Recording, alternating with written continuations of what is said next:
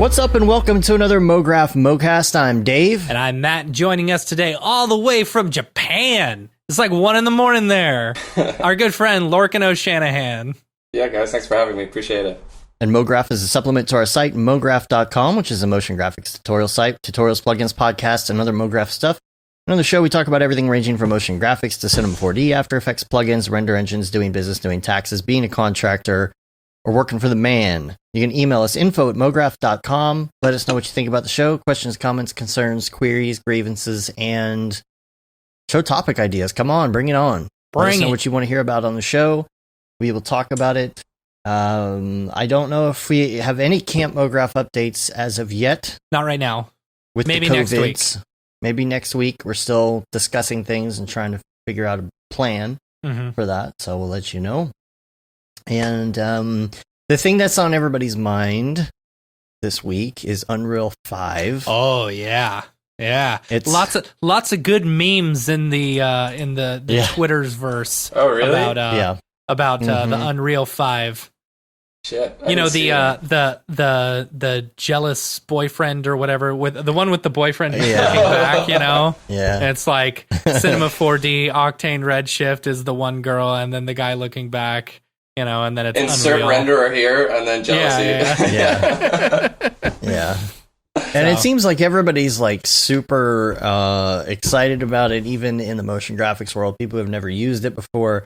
And it's mainly because of this poly count thing. If you haven't seen the video, definitely go check out the video and give it a look, because what everybody's trying to figure out is, what is this voodoo with the Geo? Yeah. You know, how can you have billions of polygons and not have an issue? And how is it handling that? You know? Yeah. They're not really am I getting my sweet 120 FPS? That's what I need to know. Gotta get my 120 Did you know FPS. that technology was actually like showcased by NVIDIA like in 2018, 2 years ago? Oh really? Really? They called it, what do they call it? Meshlets. They're calling it nanite in the Unreal example, but it's been around for a little while. It's just like no one had used it, put it to use. So now we're starting to see the effects. Yeah, it's pretty sweet.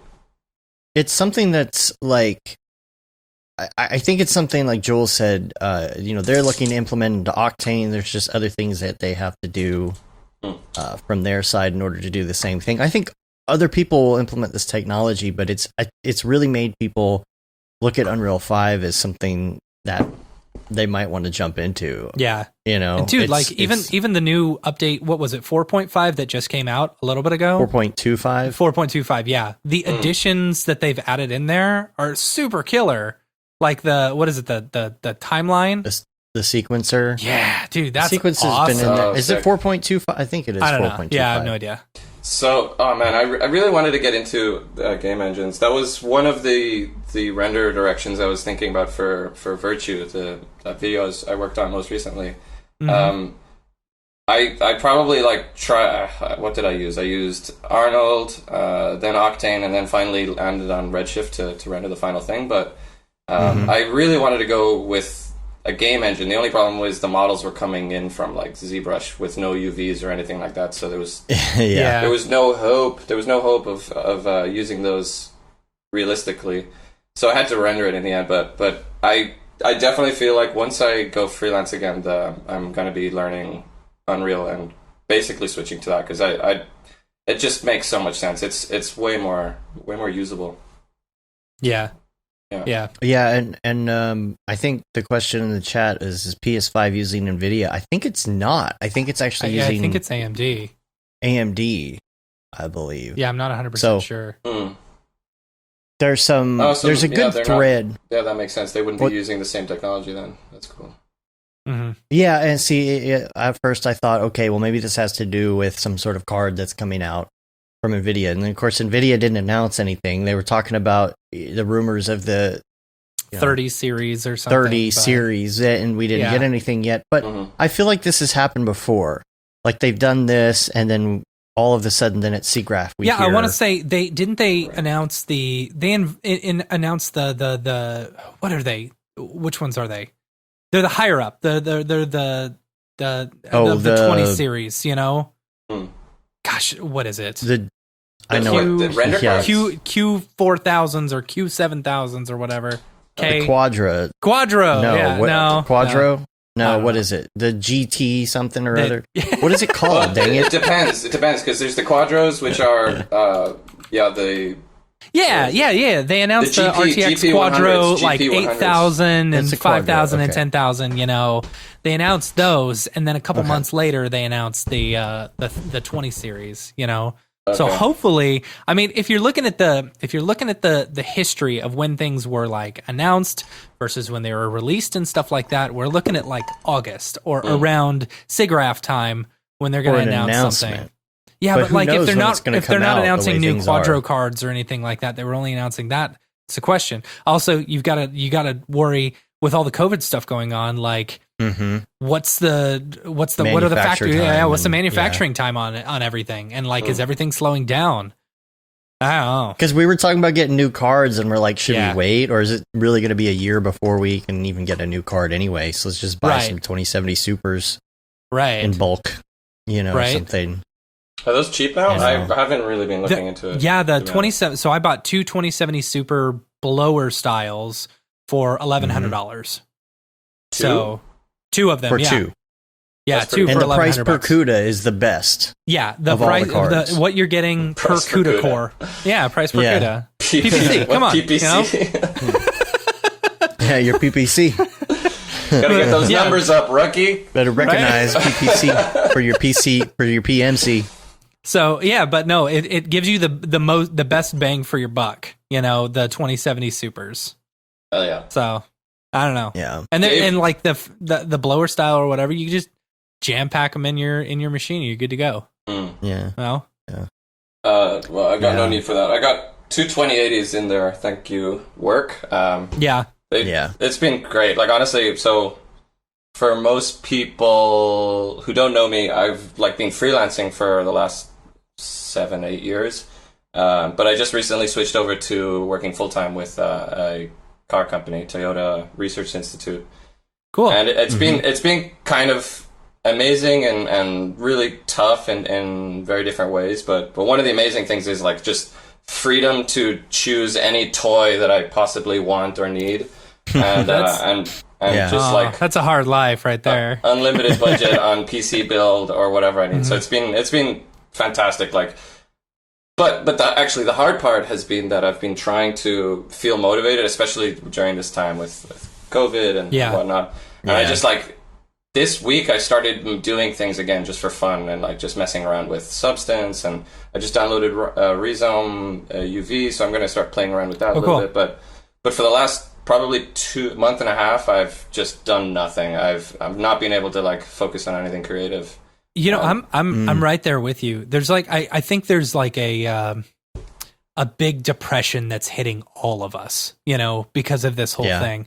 You know, I know like within the first month or something, like there was a couple times when I just broke down and I was like, I can't do this. This is too hard. You know, staying at home, working from home with, you know, 2 kids and a wife, all of us trying to, you know, cohesively work together. Yeah. It's really hard, and it's hard to keep yourself motivated.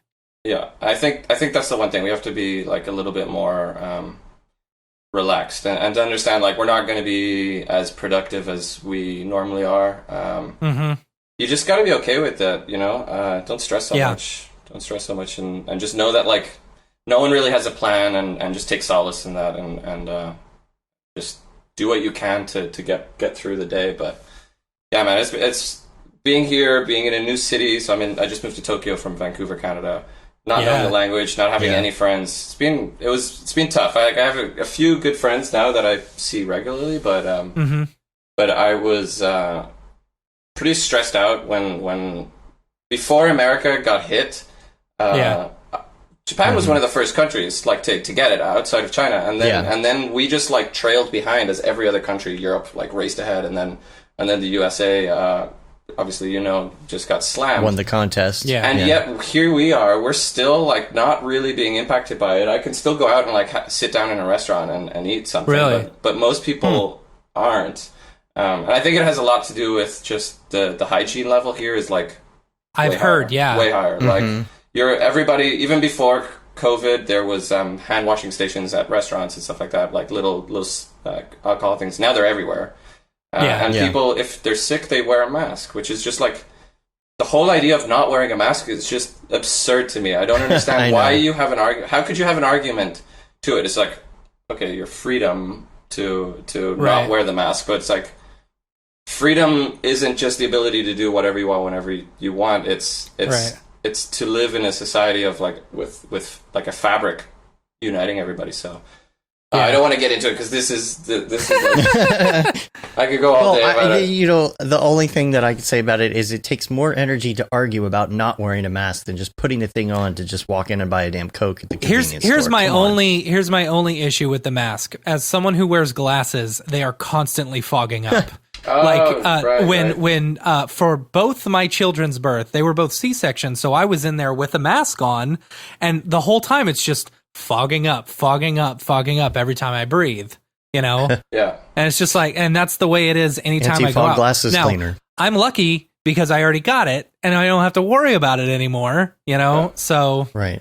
I don't really wear a mask out in public. You Plus, don't, we're in Texas. really? Yeah, Oh, no one you're cares. in Texas. In Texas. So... I don't know, like, okay, so Texas for me, is okay with just letting people die, apparently. Yeah, okay.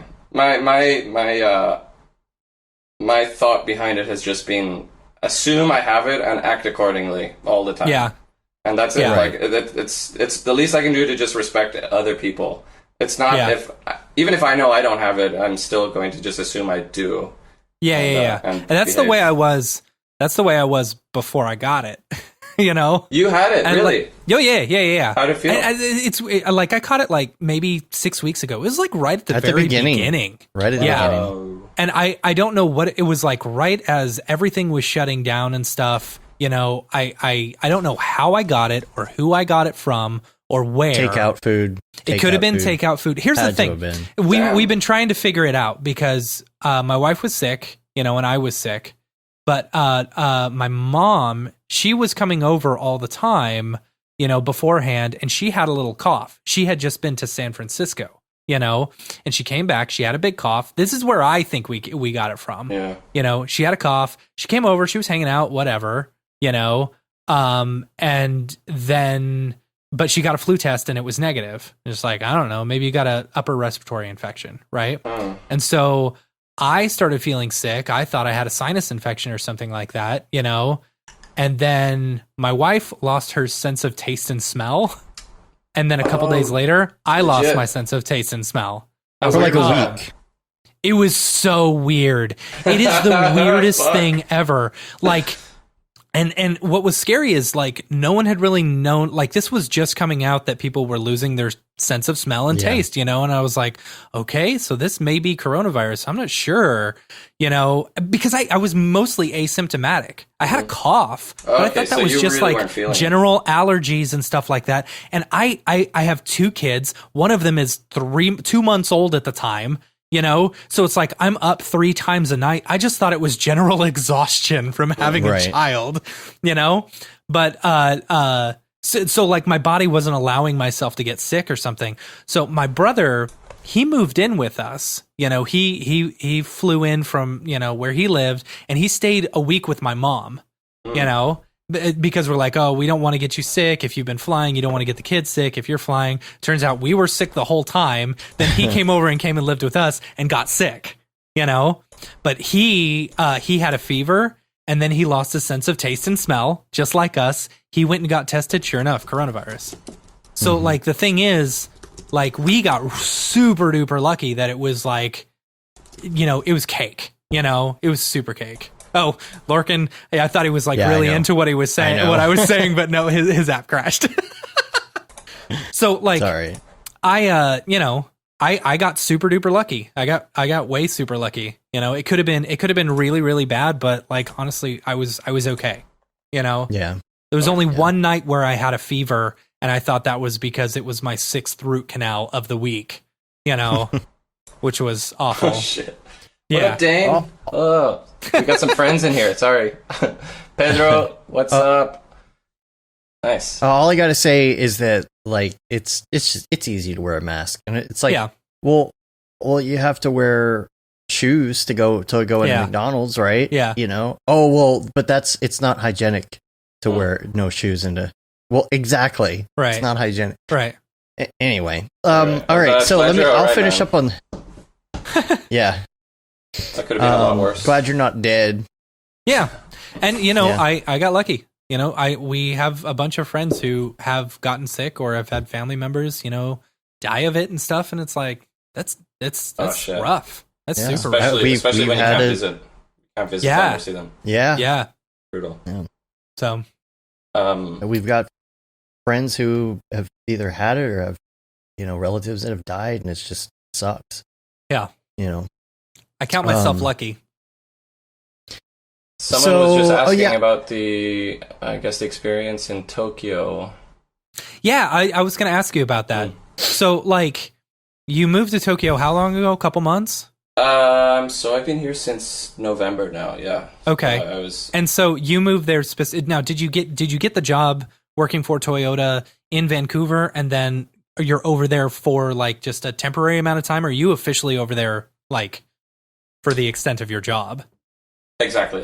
So what happened was they reached out. I was freelance for a good while. I was finishing up that Virtue project, and then they reached out and they just asked me if I wanted to move full time into Tokyo, and that was 6 months before moving to Tokyo. So that was probably 9 months before moving to Tokyo, and then it took me 3 months to decide on coming. Yeah. And that was its own kind of special hell, just figuring out if I wanted to do it or not. And then once I did move, the visa process took 6 months. They told me it'd take a month. Wow. And they were like, oh, get ready. Like, you have to move by, like, within a week of getting your visa. And I was like, okay, all right, I'll be ready. And then, like, 1 month passed, 2 months passed, 3 months passed. And it just got to the point where I was so exhausted from, like, imagine living in a home, not being able to buy furniture, not being able to do anything because you're constantly living under this big cloud of like change coming at you and not knowing when. For sure. So finally, I just got tired of it, and what I did was just sell all my shit, and I just moved into a friend's place for like a week, and then I just bought flights to like Montreal and around Vancouver and shit like that, and I just like traveled a little bit while working remote. And during that time, I told the TRAD, which is Toyota Research Institute, I told them that basically I was going to take other work, and if that work got in the way of the visa, so be it. And they said, "Oh no, like they wanted me to come," so they eventually just started contracting me. So we did another contract, and I got signed on as a contractor, and that let me kind of just travel for a couple of months. As a freelance contractor for them in Tokyo. So my schedule is a bit weird because their hours were like my evening was their morning and whatever. Yeah. But it was great. I got to see Montreal and a couple other cities that I'd been dying to see, and it was interesting. And then finally, when the move happened, I had nothing. I just had like a suitcase, and I was like, all right, boom, let's go. Wow. And I think that week I took my Canadian citizenship test as well, and then I was gonna say, because you just became a Canadian citizen, right? Yeah. So that happened in January. So that was fantastic. So that's like, passport number 3. All right, I'm a Canadian citizen. Peace out. I'm going to Japan. See ya. That's exactly what happened. Yeah, that's exactly what happened. I knew I'd want to go back, and if I left as a permanent resident, it would just be a nightmare because I'd have to come back eventually, renew, and go through the whole process again. So I was like, I'll just get it, whatever, and now I can vote there and just walk through the border whenever I want, which is fantastic. And I think I might be able to work in the US a little easier now. Oh, cool. Yeah, that's very cool. Yeah, nice. Yeah. What about the language? How are you handling the language barrier? The language it's slow. It's really hard. And I'm in a bubble of English people working. It's a big Japanese company, but our specific little UX team. So I'm in the user experience kind of product design team for advanced development for like autonomous systems. And we're all English speaking in our little team. That the language is tough. I've been going to lessons, and then as soon as COVID happened, I dropped off. Couldn't go to class anymore, and then it was just hard to. Can you do Duolingo? Dude, I tried that. I don't see it helping unless you're. I just it doesn't stick. It doesn't stick how I need it to. Yeah. I can understand that. It's like vocabulary words, with no context sometimes. Yeah, even learning. I found even learning like the specific so there's like three different alphabets. You've got katakana, hiragana, kanji. But like learning the specific ones and trying to memorize that is super hard because you memorize the shape to the English sound, but not the other way around. So you hear it and then or you read the English version and you try to go backwards. Super difficult with Duolingo because it's just the way they teach it. But I found just meeting people and the face-to-face classes with like a few people where you can just kind of have a bit of banter. So much better. The online classes are really tough. But I also I don't study much at all, so that makes it a little bit harder. It's one of those things where I feel like you would almost have to be immersed in it. I mean, even like, being in Texas, I know a little Spanish, not a lot, but it's enough to get by.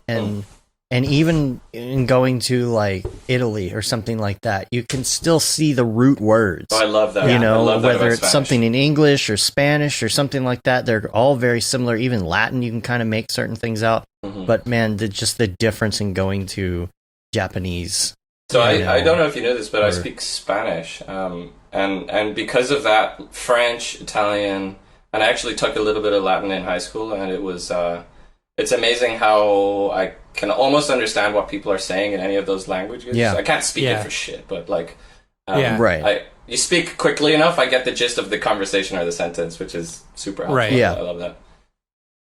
Japanese, going into that. Nothing. Yeah. Nothing. It's just like complete shock. It was complete shock, and I think only now I'm starting to get the hang of like even walking around. I've just noticed that I'm not using my map anymore to like walk around my area, but before it was like anytime I got into a train, instantly lost, and I was just following my phone, following the colors. Yeah, like that's the thing. Like when I went to Amsterdam, that was a little bit harder to kind of make out what words were supposed to mean, right?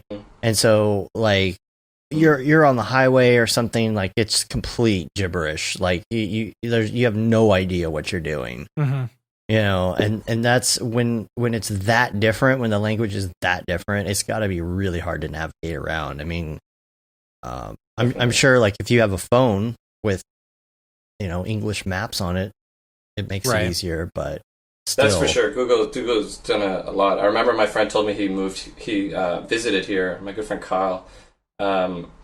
He told me he visited a couple, like maybe 5 years ago, I can't remember.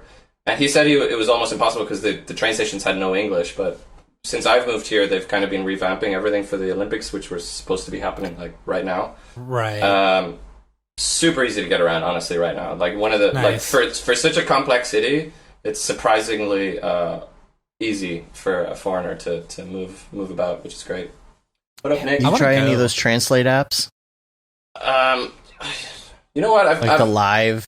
Yeah, I've used the Google Translate one. It's like not super helpful because it's like the delay is just confusing for everybody, and they're so technically behind here that they don't really understand what's going on. You would think Japan is like really? Yeah, I was gonna say. I thought it would be the opposite. That is a lie. That is such a lie. They still fax things. Like you still need to fax things. There's this beautiful idea of Japan being this like forward-thinking country, but that forward-thinking stopped in the 80s. Oh, weird! Like dead. It stopped dead, and a lot of the technology is just like still like hyped up from this era, but it's really not true. And the other reason is because things are so hard to move. Slow moving here. There's like everything is done by committee. That it's difficult for progress to happen quite fluidly the way something might happen in North America, where you can just lay off like 1,000 people because like a cheaper option came about. That's just not going to happen here. If you're hired by a company, it's like it's their duty to keep you employed and to give you business, and if that means just like not moving forward with like something that's better or more efficient. I like that. I gotta say, You know, it makes the you, Texan it makes you more conservative. Here's what? Right. The Texan conservative. Yeah, I'm not conservative. No, not at all. Yeah, we may live in Texas. Yeah, That's yeah, about it. No, it depends on where I live. When I'm here, I'm very liberal. When I lived in Oregon, I was extremely conservative. Right. By them. That's just funny. You know? It depends on which friend you Yeah. talk to and what part of the country. No, I like the idea of like you going and working for a company, you know, and it's like they try their hardest to keep you. That see, to me, and this is the thing that's always bugged me about getting a job and going and working for the man. It's like you think the man cares about you. The man don't care about you at all. You know, he does not care about you. I have learned that numerous times because you will get fired on a whim just to save their bottom line. You know, there's no buy a Maserati. Yeah. Right, exactly. That's why I was fired because the boss wanted a new car. You know, Nice. Yeah. You saw it on Instagram the next day. Yeah. Yeah. Next paycheck, you didn't it's get. It's like, you know, why should I work really, really hard for the man if the man's not going to work hard for me? You know, but I like that the mentality that you're talking about in Japan. I think that's great, you know? And Sure, if you lag behind a little bit, you lag behind a little bit. I don't disagree with you. I think that's an admirable trait. But when you look at it from the point of view of people having the most like insane jobs here, you'll see people who are like watching something dry, like literally that's the extent of the job, and that's it. Like there's just no real explanation or reason or rhyme, but there's just jobs that are what we would consider in North America like insignificant, like unnecessary. And that's someone's livelihood, which is, again, I agree with you. Like, it's a profound thing for society to like function that way, but at the same time, it's very hindering to like things moving quickly and like being agile. There's like just no agility here. Yeah. What do people do for fun there? You know, is it like a different type of work-life balance where people will, you know, if they've got like these jobs that are moving much slower, you know, are they looking forward to like getting off of work and then partying or doing something fun, or is it like the job is secondary to their life? You know what I'm saying? Yeah. So two parts. I can only speak to like what I've personally seen and what I've heard. Neither of which I'm very confident in. Because I haven't seen much, and what I've heard is only other people's opinions. So yeah, like someone was just saying, Pedro said karaoke. They love karaoke here, but people will work. People will work late just to make appearance that they're working. So if their boss is there, they won't leave until the boss leaves, and they might be there all night. Allegedly. This is what I've heard, and then people stay out late, and then they just go get wasted at Shibuya or something like that at the crossing, and then head home. So there's a lot of salarymen. There's a lot of young professionals as well, but I haven't really found people yet who are in the creative industry who are Japanese. I found a few, which have been really cool, but I just, as soon as I started getting social and started getting like my apartment together, things just sort of fell apart socially. So with COVID, so it's been tough. It's actually, so someone was asking like what was some of the hardships with this whole work. Like me taking this job, the whole point was for me to get away from freelance life for a little bit. I'd worked for 6 months straight, isolated in my apartment, working on this 22-minute ridiculous video. Super proud of it, but at the same time, like I just needed something else. I needed like a different relation. I felt like I needed to change my relationship with work a little bit, and to just see my work as like something I do during the day, and then I can go have a life.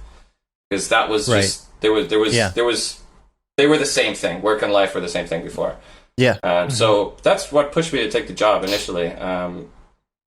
Coming here, I had the great hopes of like seeing a new country and doing all that stuff, and I'm gonna stay and hopefully get there eventually. But it was it was kind of cut short a little bit, and I'm back in the same boat exactly how I was before, working from home, not really being able to move, and my productivity has gone to shit, to say the truth, and my motivation as well, just like serious lack of motivation.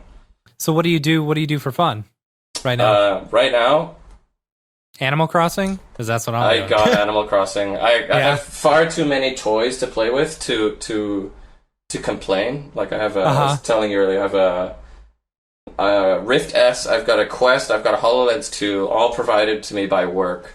I've got anything I basically could desire, I can ask for and maybe get.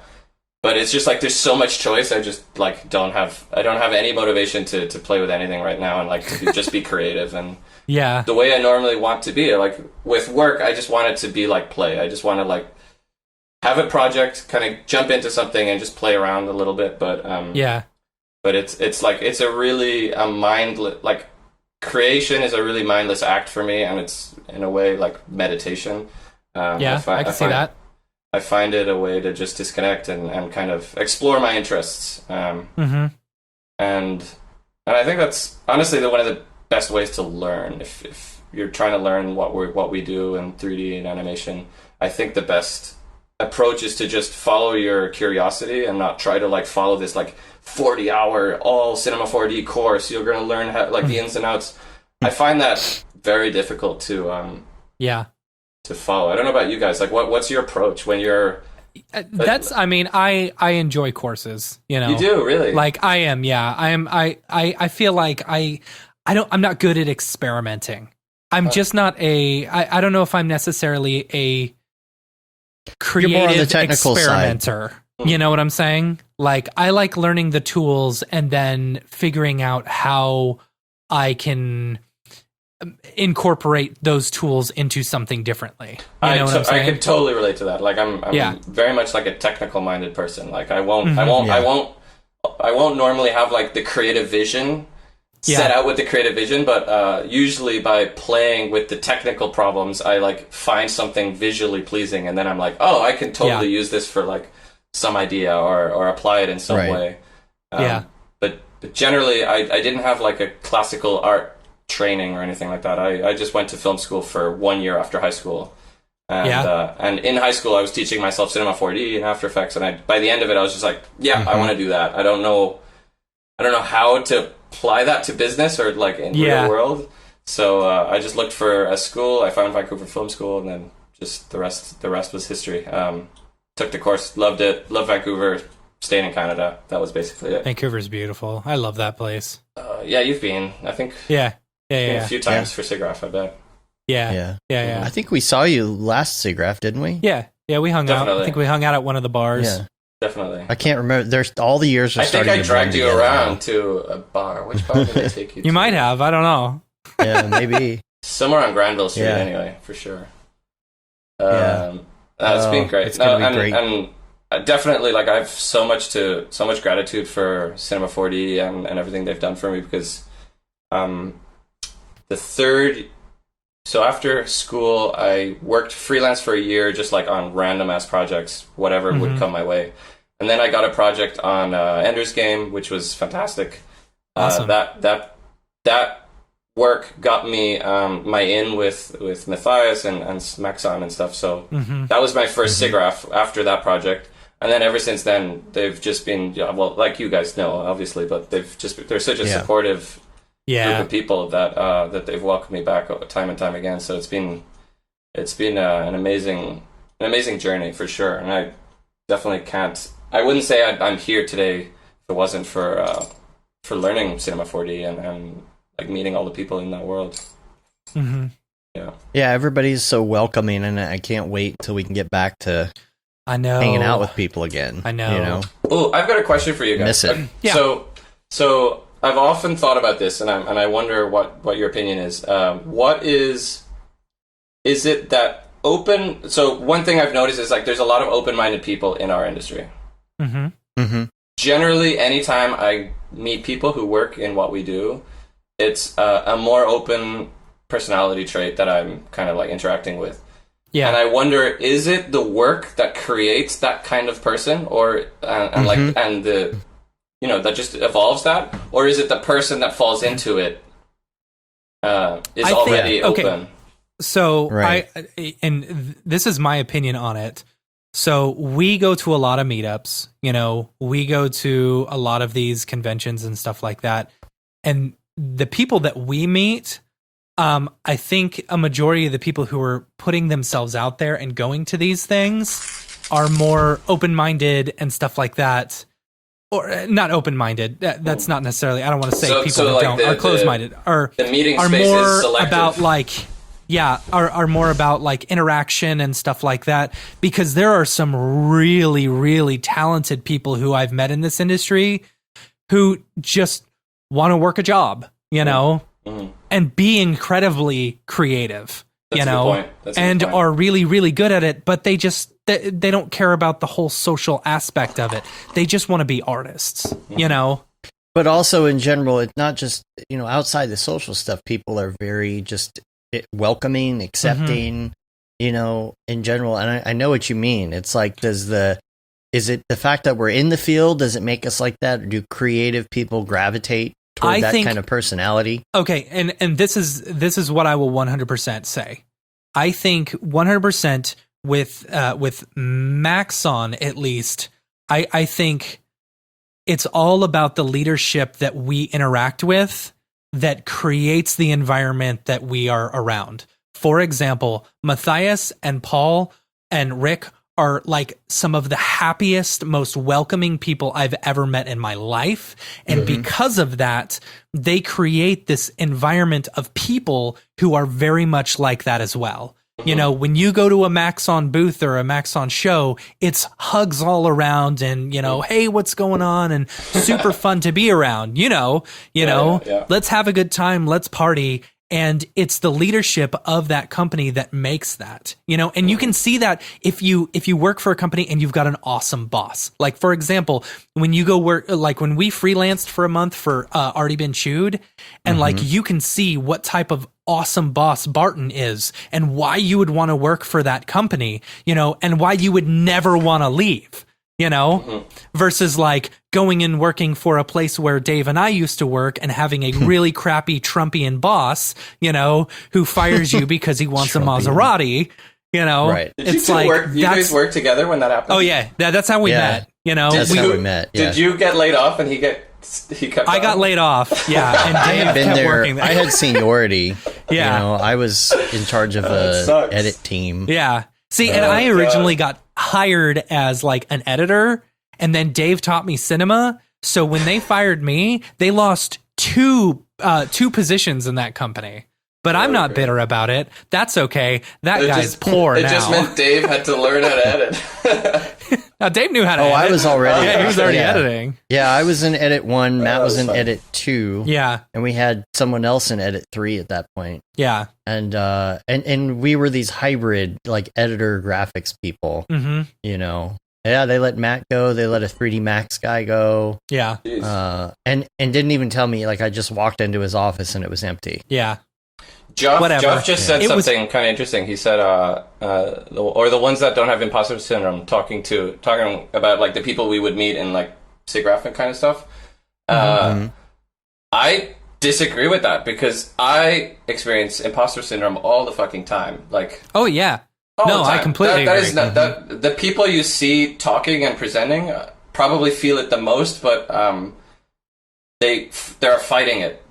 Yeah. Yeah, you pretend you don't have it to do the thing. There's a certain amount of fake it till you make it, and that like you experience it, and then you experience no one noticing, and it kind of like negates it, and you're like, oh, okay, well, I can ignore that safely because I realize it's just a part of my head, and I don't need to pay attention to it. But like, that's for sure. Everybody's feeling that. There's no way around that. So if you are feeling it, like, don't worry. Yeah, Mark says, he thinks that when you participate in this community, it brings out a new level of openness you may have not had before. I could see that too. But, I also feel like there's something about being a creative person that lends yourself to a certain personality. And I don't know. But and kind of like the observation we made when Matt and I were working at that place, we realized that just about every single person who was in graphics there also played an instrument. Yeah. You know, it's there's this, you know, it's like you gravitate toward a certain mindset, and I don't know if it's the mindset that makes you creative. You also notice, like, especially in that, with that example, Dave, like, we all hated our boss. Every single one of us, you know, right. He was the devil. And so he was really bad. And because he was such a terrible person, he bred this like hatred within all of us. And so we all were like, we enjoyed talking. We bonded over how much we hated him. Yes. Yeah. You know, I don't know. It's true.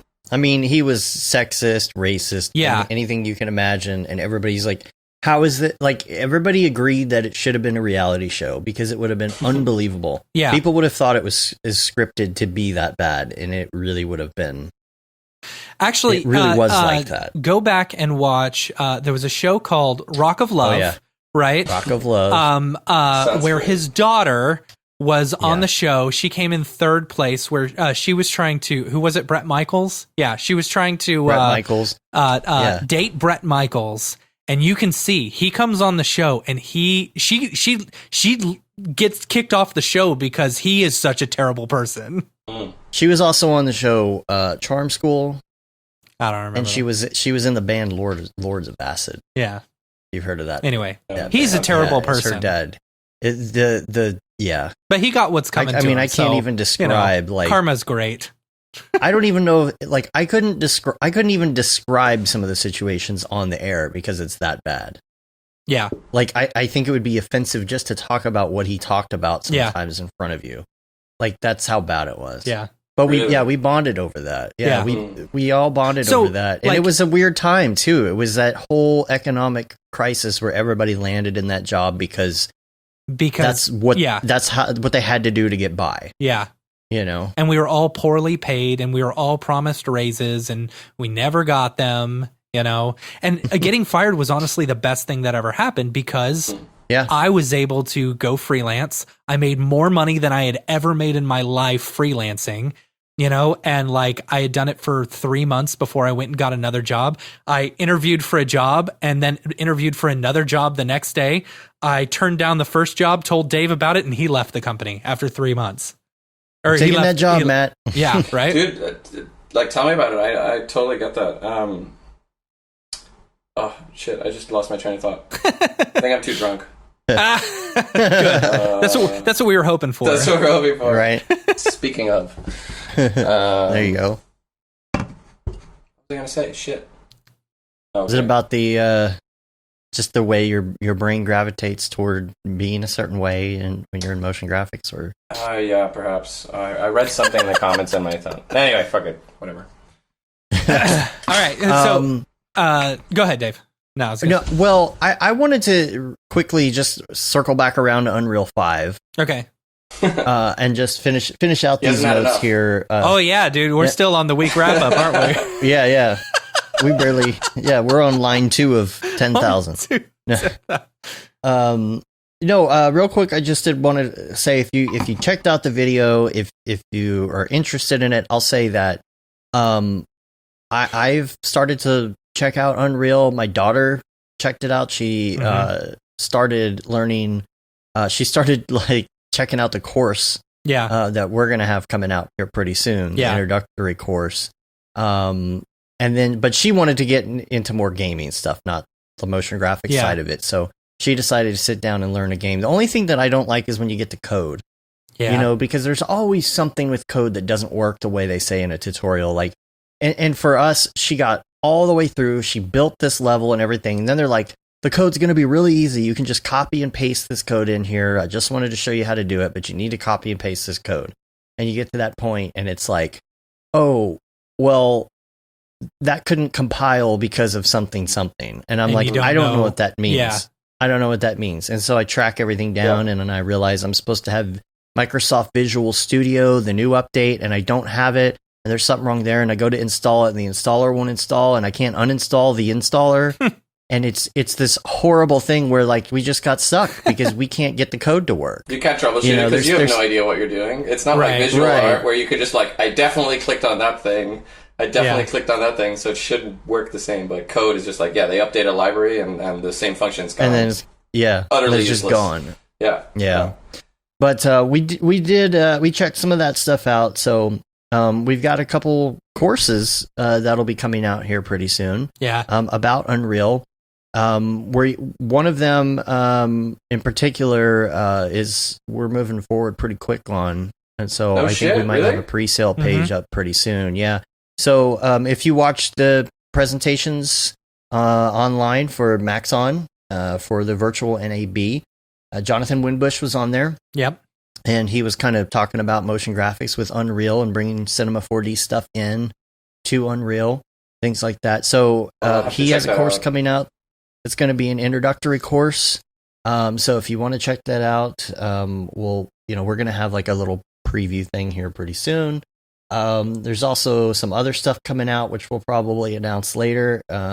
If you want to see, there's some great videos. There's a reaction video that Brandon Clements did to the Unreal 5, and Winbush did one as well. After that, he posted it. He said, "Thanks for Brandon for inspiring me to do a reaction video." So, that's great. Yeah, so I'll put the links to both of those in the show notes. Have you done many other courses in the past, like recorded? Right now, we just have the Houdini course, but we Yeah. have a whole bunch of them in the works. I'm doing a course right now. I'm building a course right now as well. So that's good. Dave's course is going to be killer. I've been wanting to do that, but I just don't understand how to structure it. Like, I feel like I need a producer to help me, like, with the... We'll shoot you over our guy. we'll talk. Yeah, we'll talk. We have a producer person for you. I just get lost. I go down like a little rabbit hole, and then like an hour later I feel like, oh, this is all useless. This is like, and then I'm like, what was the point again? What was I trying to? And then I just give up. It's so tough. But I was telling you earlier, I wanted to like do live streams and kind of like do walkthroughs or just basically mess around as best as I can with people. But it's so hard. Oh, by the way, how did you do? Yeah, our instruction advisor journey go? Someone's asking.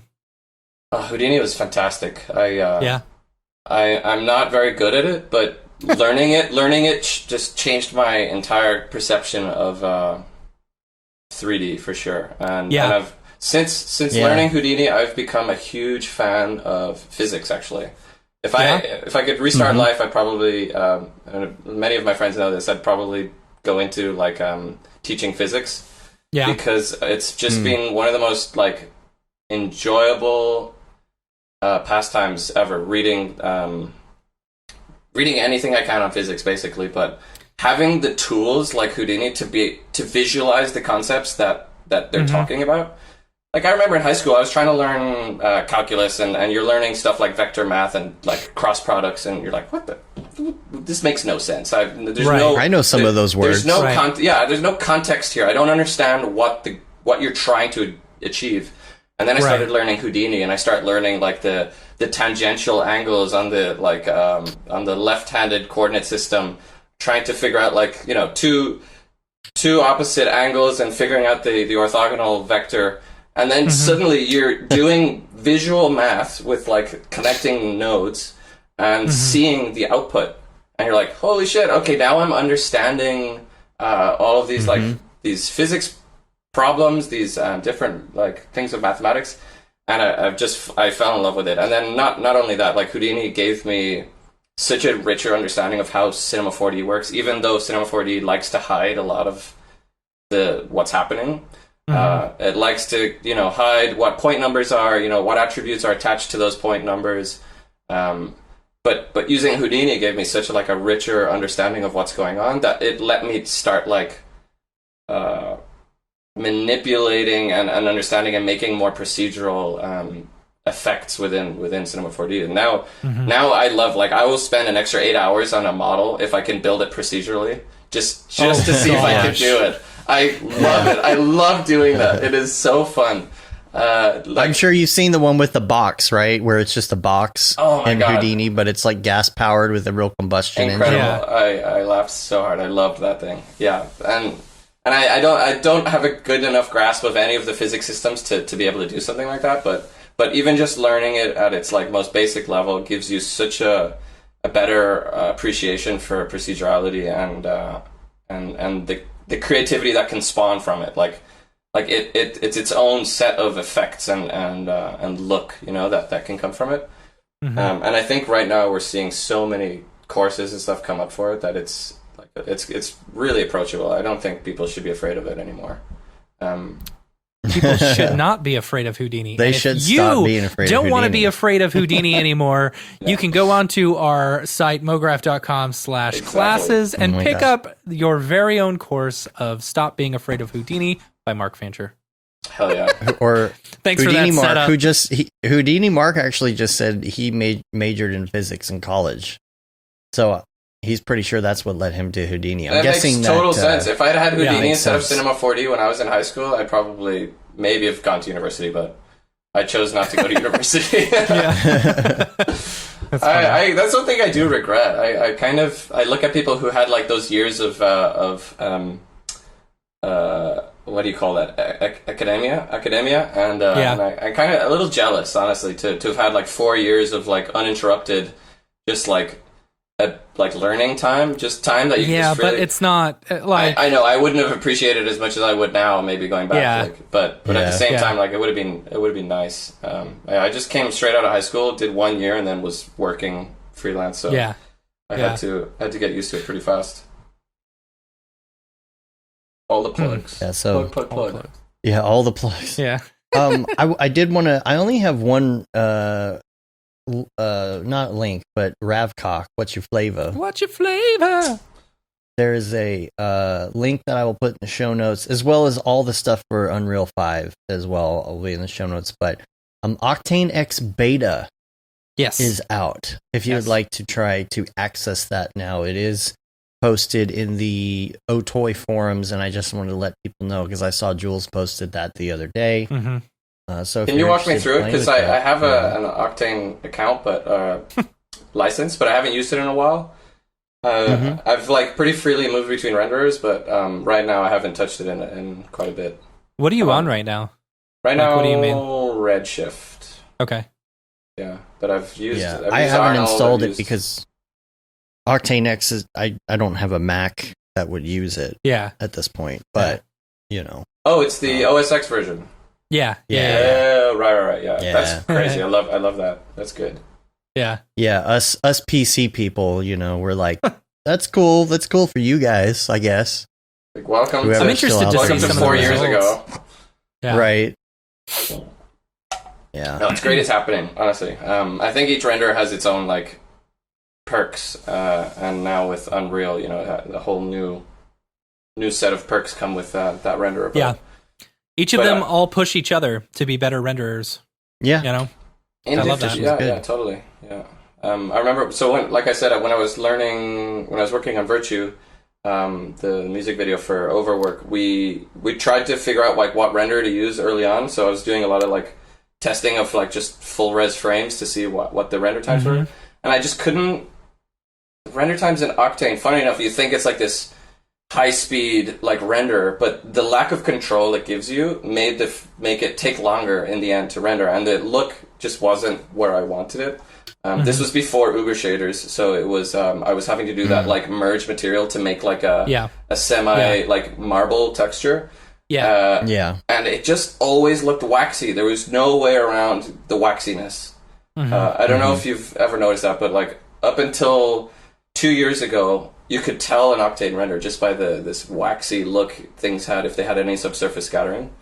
And I just couldn't get away from it. So in the end, I ended up with Redshift, not only because I could actually just dial the texture in with one material, but I could remove everything that I didn't need. Like, I had one sculpture and cameras and lights. I didn't need any more than like 2 bounces of reflection. And I didn't need anything else, and I just didn't have that control in Octane, and in Redshift I did. So in the end, that's what we went for, and it was like I learned so much about Redshift. Sorry, with that project, it was fantastic. It's a beautiful piece. Yeah, thanks, man. Yeah, that was 6 months. That's of work. a lot of work. That was 6 months. Yeah. And was it 6 months straight? 6 months straight, yeah. It was supposed to. I budgeted as 2 months, believe it or not, and then you can imagine what happened. Yeah, I basically broke. It's 21 minutes, right? minutes of 3D minutes. rendering. Yeah, at 1080p.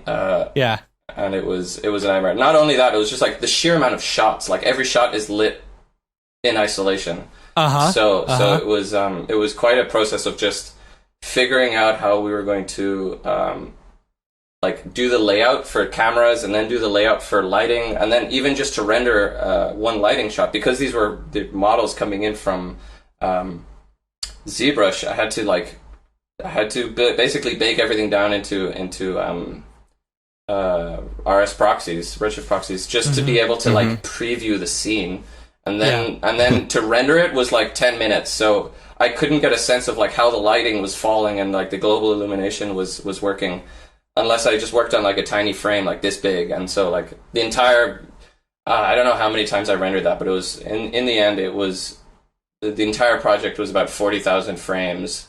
Jeez. Which I probably rendered each frame at least 4 times or 5, in varying levels of like detail, just to basically like, okay, lighting looks good, no textures on it, obviously, and then like apply the textures and render one frame, and then make sure that there it is, and then make sure that the textures looked good with the lighting, and if the lighting didn't look good with the textures, I had to like, because sometimes you would light it, and then you'd apply the texture, and you'd realize that like the lighting was blowing out with the texture once the texture was applied, or it just went totally dark. So then I'd have to like break off the material in that shot and either fix the lighting or fix the material so that the lighting looked right. And it got so complex because I would work on maybe like 20 different shots in a night, and I wouldn't see the results until tomorrow, the next day, or the day after that, when the render farm was done churning on them.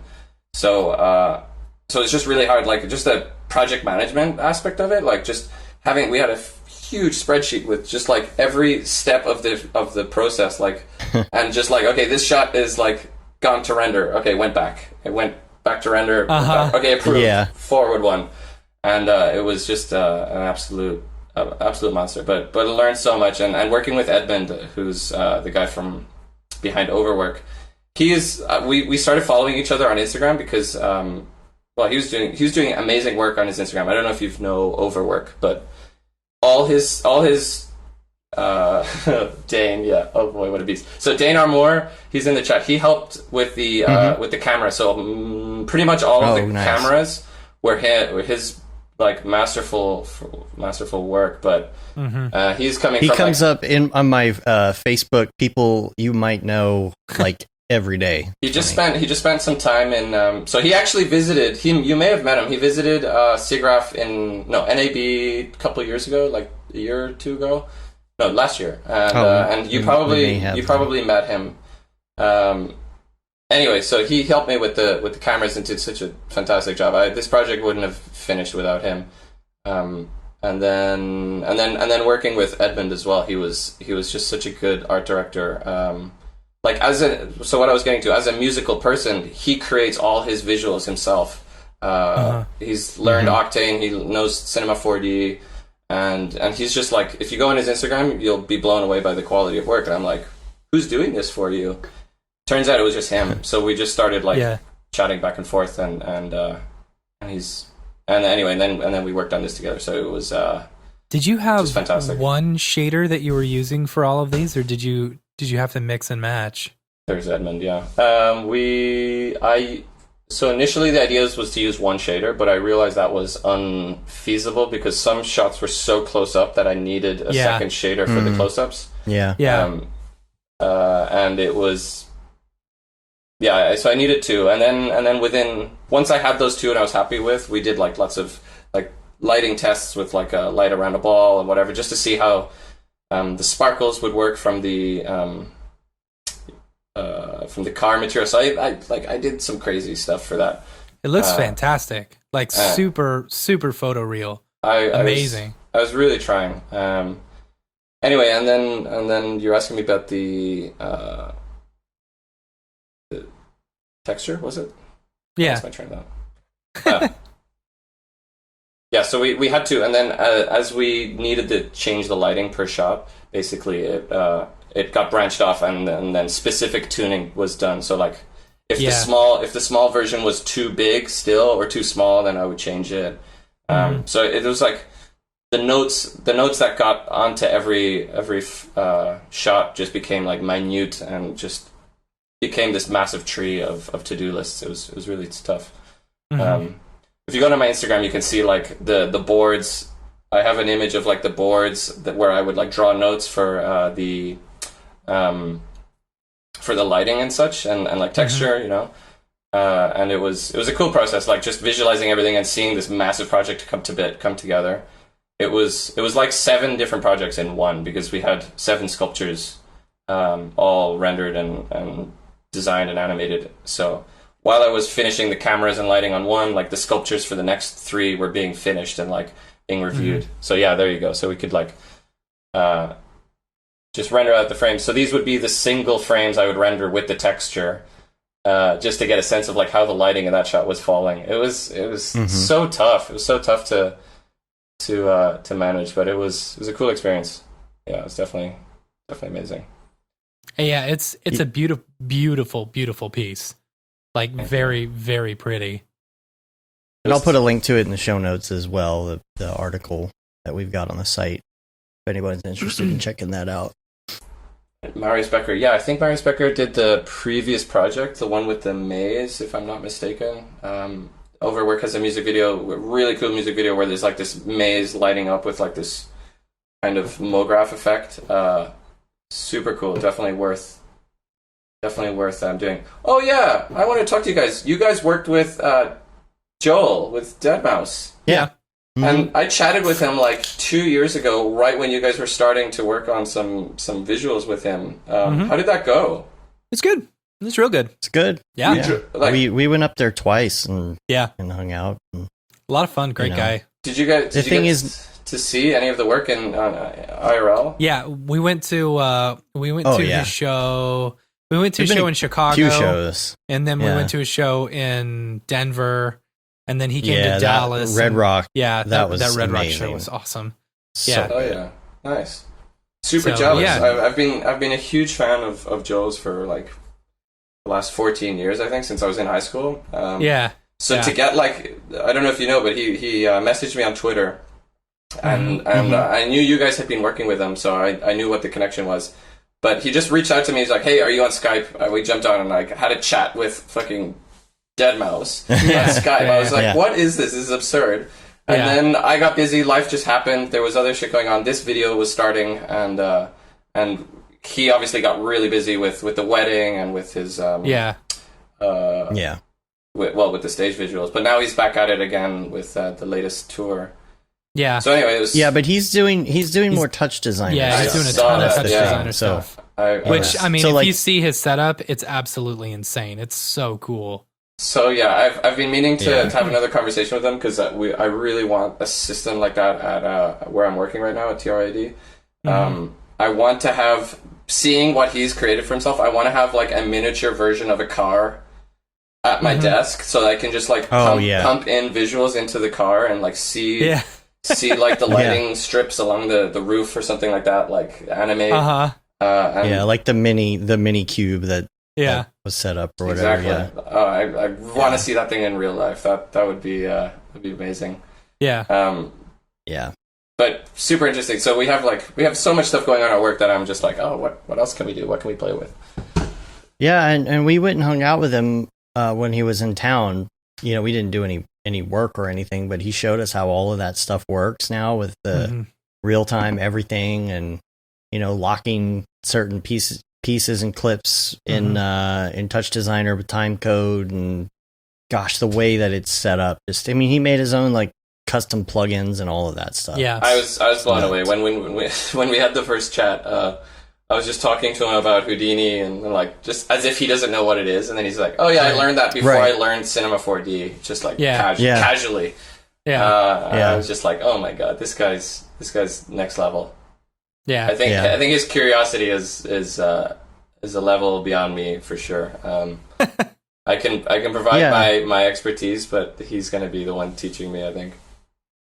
Well, and when you see an artist, usually they're kind of in the middle of the production, right? Like they obviously have creative input, but they're not sitting there giving technical input. You usually have somebody over. You've got a production manager above you who is telling you what to do because the artist said that they want this.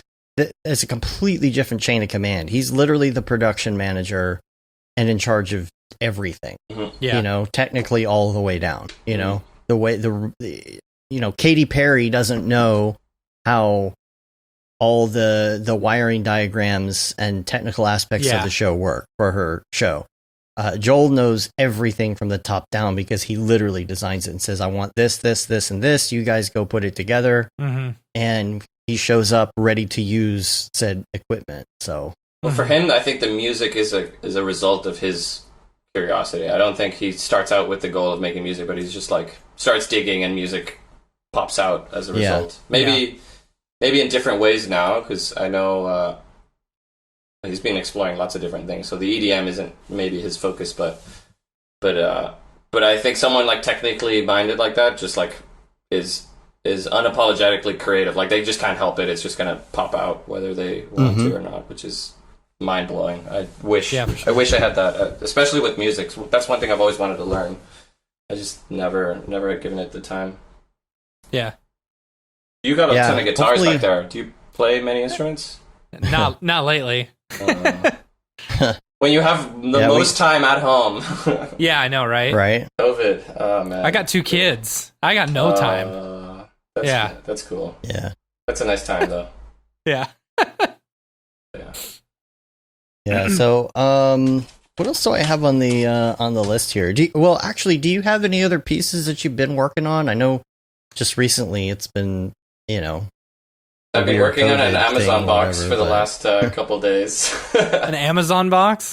I took it. Amazon box? I've been getting so many packages. I just I wanted to learn Substance. So I'm like, oh, that would be an easy thing to make, like just a cube. So I took some photos of some of my Amazon boxes and then went into Substance and like started projection mapping it because I'd always wanted to do it and I just never learned. So it's kind of part of a larger project that I'm wanting to kind of move forward on, which is a look at how the things we own kind of define the life we're living. And the idea is basically showing someone's life in an apartment only through the things that are in the apartment. It's kind of like stop motion animation, but then cameras kind of moving and panning around, looking at how the stuff changes and evolves over the person's life, and then in a way showing. I don't know if I'll ever finish it because I rarely finish a personal project.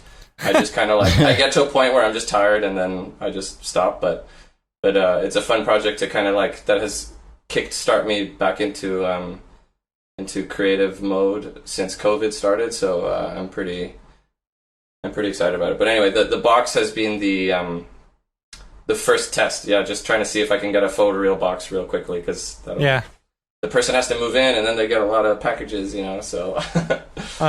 Did you do any specific tutorials on Substance or? I'm kind of weird with tutorials. I start with the program and then when I run into a problem, I just search for that problem and then I come back out. I try not to watch. It's not that I try not to. I just don't enjoy it as much as I used to. Like watching a full tutorial and following along. I'm more of I just use them to solve my problem, and I found that is the best way for me to do it. Maybe not for everybody, but I just start tinkering around and get frustrated, and then the frustration leads me to do a Google search, and then I'm like, oh, okay, there we go. And then I kind of learn. So I might watch. Well, the more you. If you're just starting, you'll watch the whole video, but the more you get into this industry, you'll click through and you're like, oh, there it is. That's what I need. Yeah. And then you just immediately on this 5-minute video, I need 20 seconds. Yeah, exactly. Right. Yeah. So I find myself doing that a lot, and that's what it's been like with Substance. I got to give Rhizome a go now, but it's just been getting back into it. And I think you asked me about plugins as well. That's something that. Generally, I switch computers so often. I have a really hard time keeping all computers up to date with the same plugins. So so I rarely have I'm gonna run any to the plugins restroom installed. real quick. Be right back. Yeah, no worries. So I rarely have any plugins actually installed on the computer, which is annoying, but I kind of just get used to it. I find a way to deal with it. Who's this? Deadmau5 just...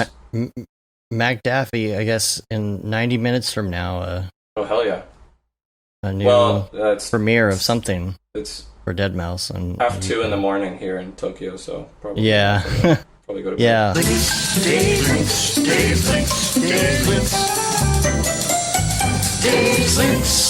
So I wanted to go to some links real quick. There's just a couple things here. This is a destruction sim with Houdini, Clarice. I think that's how you say it, right? And Nuke. I'm unfamiliar with that workflow, but this is from Aaron Sorensen, and I guess I could probably bring it up on the screen as well. Oh yeah, please. I was gonna Google it myself. Clarice is the renderer, right? It's Is that what that is? I feel so dumb now. pretty sure. Let me see if I could find it. I'm having a hard time finding it because I was on If I'm not mistaken, it's ArtStation. It's good for like absolutely massive scenes. Well, that would make sense. So this particular, Oh yeah. let's see if I can bring up the quality a little bit. So Aaron Sorensen put this together. Nice. And it was just, I don't know what the context is, but he posted this, there's a lot going on here, Houdini and such. Nice. But, so I'll post a link to that in the show notes. You can check that out. Maybe ask him some questions and whatnot. He's got the whole, breakdown here on ArtStation.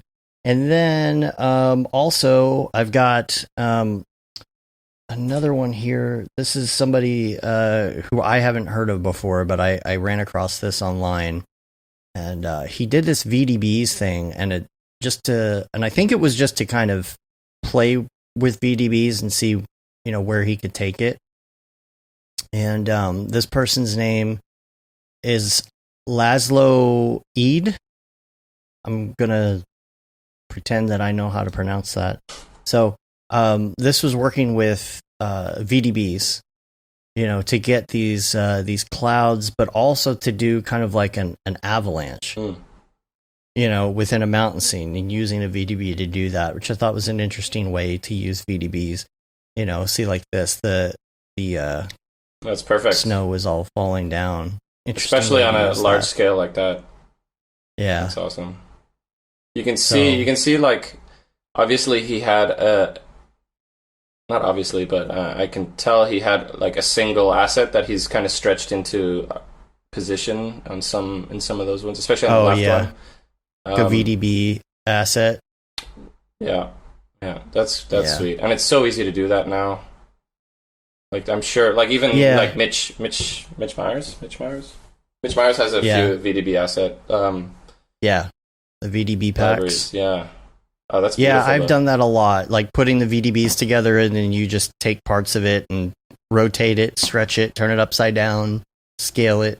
The problem with selling them is that like they're just so huge. Every frame is like enormous, so it's kind of unrealistic. Is that why? Well, I think it's just unrealistic to. Well, I don't know. That's my assumption. If you create a really high resolution VDB asset, like especially an animated one, you have to upload every frame of that. That's a lot of data. So I don't know. For the moving one, yeah. One.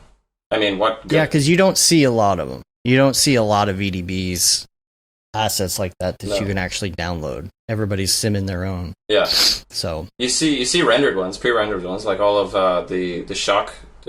What's the Video Copilot ones? Shock something. Oh, I don't remember the name of them. You know what I'm talking about, but those are like baked VDB assets. It's pretty cool. So those were the first ones. And then there's a video that I guess Patrick Goski worked on as well, and I just saw this morning, so I don't know all the details about it, but it's an American Idol video. Show me. I haven't seen what he's been doing. And this is like a live interactive Katy Perry thing, and I don't know if we'll get flagged if I show too much of it or whatever, but you can see here that she's interacting with all these assets. She's on a stage. I think the only thing that's real is that chair. They made it look like a cartoon to match everything else. But check it out. It looks like it's that's awesome. Interactive cameras. I mean, you can see some of the stuff kind of. Well, I was going to say glitching out. You could tell that it's like a live motion track thing. It's not supposed to be like 100% realistic. It's the fact that it's live. You think that's green screen? I wonder. It's got to be something like that. You can kind of tell she probably has some markers on the ground to, symbolize certain things, especially at the end, because she gets to this point where she's like floating on a cloud or something like that. And so I think she's looking at green markers or something on the floor to make this work. If you go back a little bit, there's like a cut to a close up of her, and there's still stuff in the background. I wonder if that's also. That looks like that is an LED wall. I didn't know until the end. Wall. Yeah, the background is an LED wall because you can kind of see some of it. In the focus. I actually worked on at the end. I worked on the Olympics 3 years ago. I was working on the Olympics in Korea. And I was working with Eurosports on this E-Cube. So if you look up E-Cube, Eurosports, I was working on that. And we had basically an entire room which was just covered in LED panels. And instead of a green screen, we basically just ran what is VizRT, a render 3D platform render engine. We ran that through with a synced camera, and the camera basically just picked up whatever it was seeing, but the screens were all running basically a game engine render, and that allowed us basically to not only have the things pass in front of the person, because we could render basically that's it. We could basically crop assets to render through one engine, which might come in front of her, and just overlay it, but then things could go around her by just switching between the overlay render and then the screens. And it was kind of cool because if something was floating next to them, that means that the camera is seeing it, which also means that the wall has that picture information there. So unlike a green screen setup, we have basically we've got a situation where the actor can just turn and talk about something that's right there, which is super helpful, especially when you're dealing with athletes who have no clue how to deal with a green screen. So they could just look at it, they could see the video of them racing and be like, okay, here we saw something, you were just about to win and then you got second place, what happened? Let's break it down. And then we would move them, the whole scenario would shift around and we'd be on the slope and we'd see two racers going downhill, and they would be able to just interact with it and see it in real person, in person. So that was an interesting problem. So I'm surprised, honestly, to see it used in a case like this, because when we did it, there was just a lot of problems with resolution and the game engine. But I think maybe Unreal Engine has come far enough now for it to be realistic. Yeah, they have the virtual set stuff and all that built in now, and I didn't know that. They're really pushing that. Yeah, that makes sense. I would say they probably got a push back then from Eurosports to start producing that, because back then they didn't even have what is that called, the GenSync. Yeah, the Genlock stuff for Genlock. Yeah, and that's the biggest thing, because you can't record a TV without Genlock. Yeah. So that was one of the main issues. So we didn't go with Unity or Unreal mainly because of that. So that's something new. Super cool though. Cool experience. Definitely. I got to go to Korea for a month. I worked on site there at the Olympics for a whole month. So it was pretty sweet. It's fun. That's awesome. Now let's move into our segment called Mograph Recommends. I want to ask you some of these questions. I don't know if you've prepped or not, but hopefully these aren't too difficult, especially when it comes to the life hack one.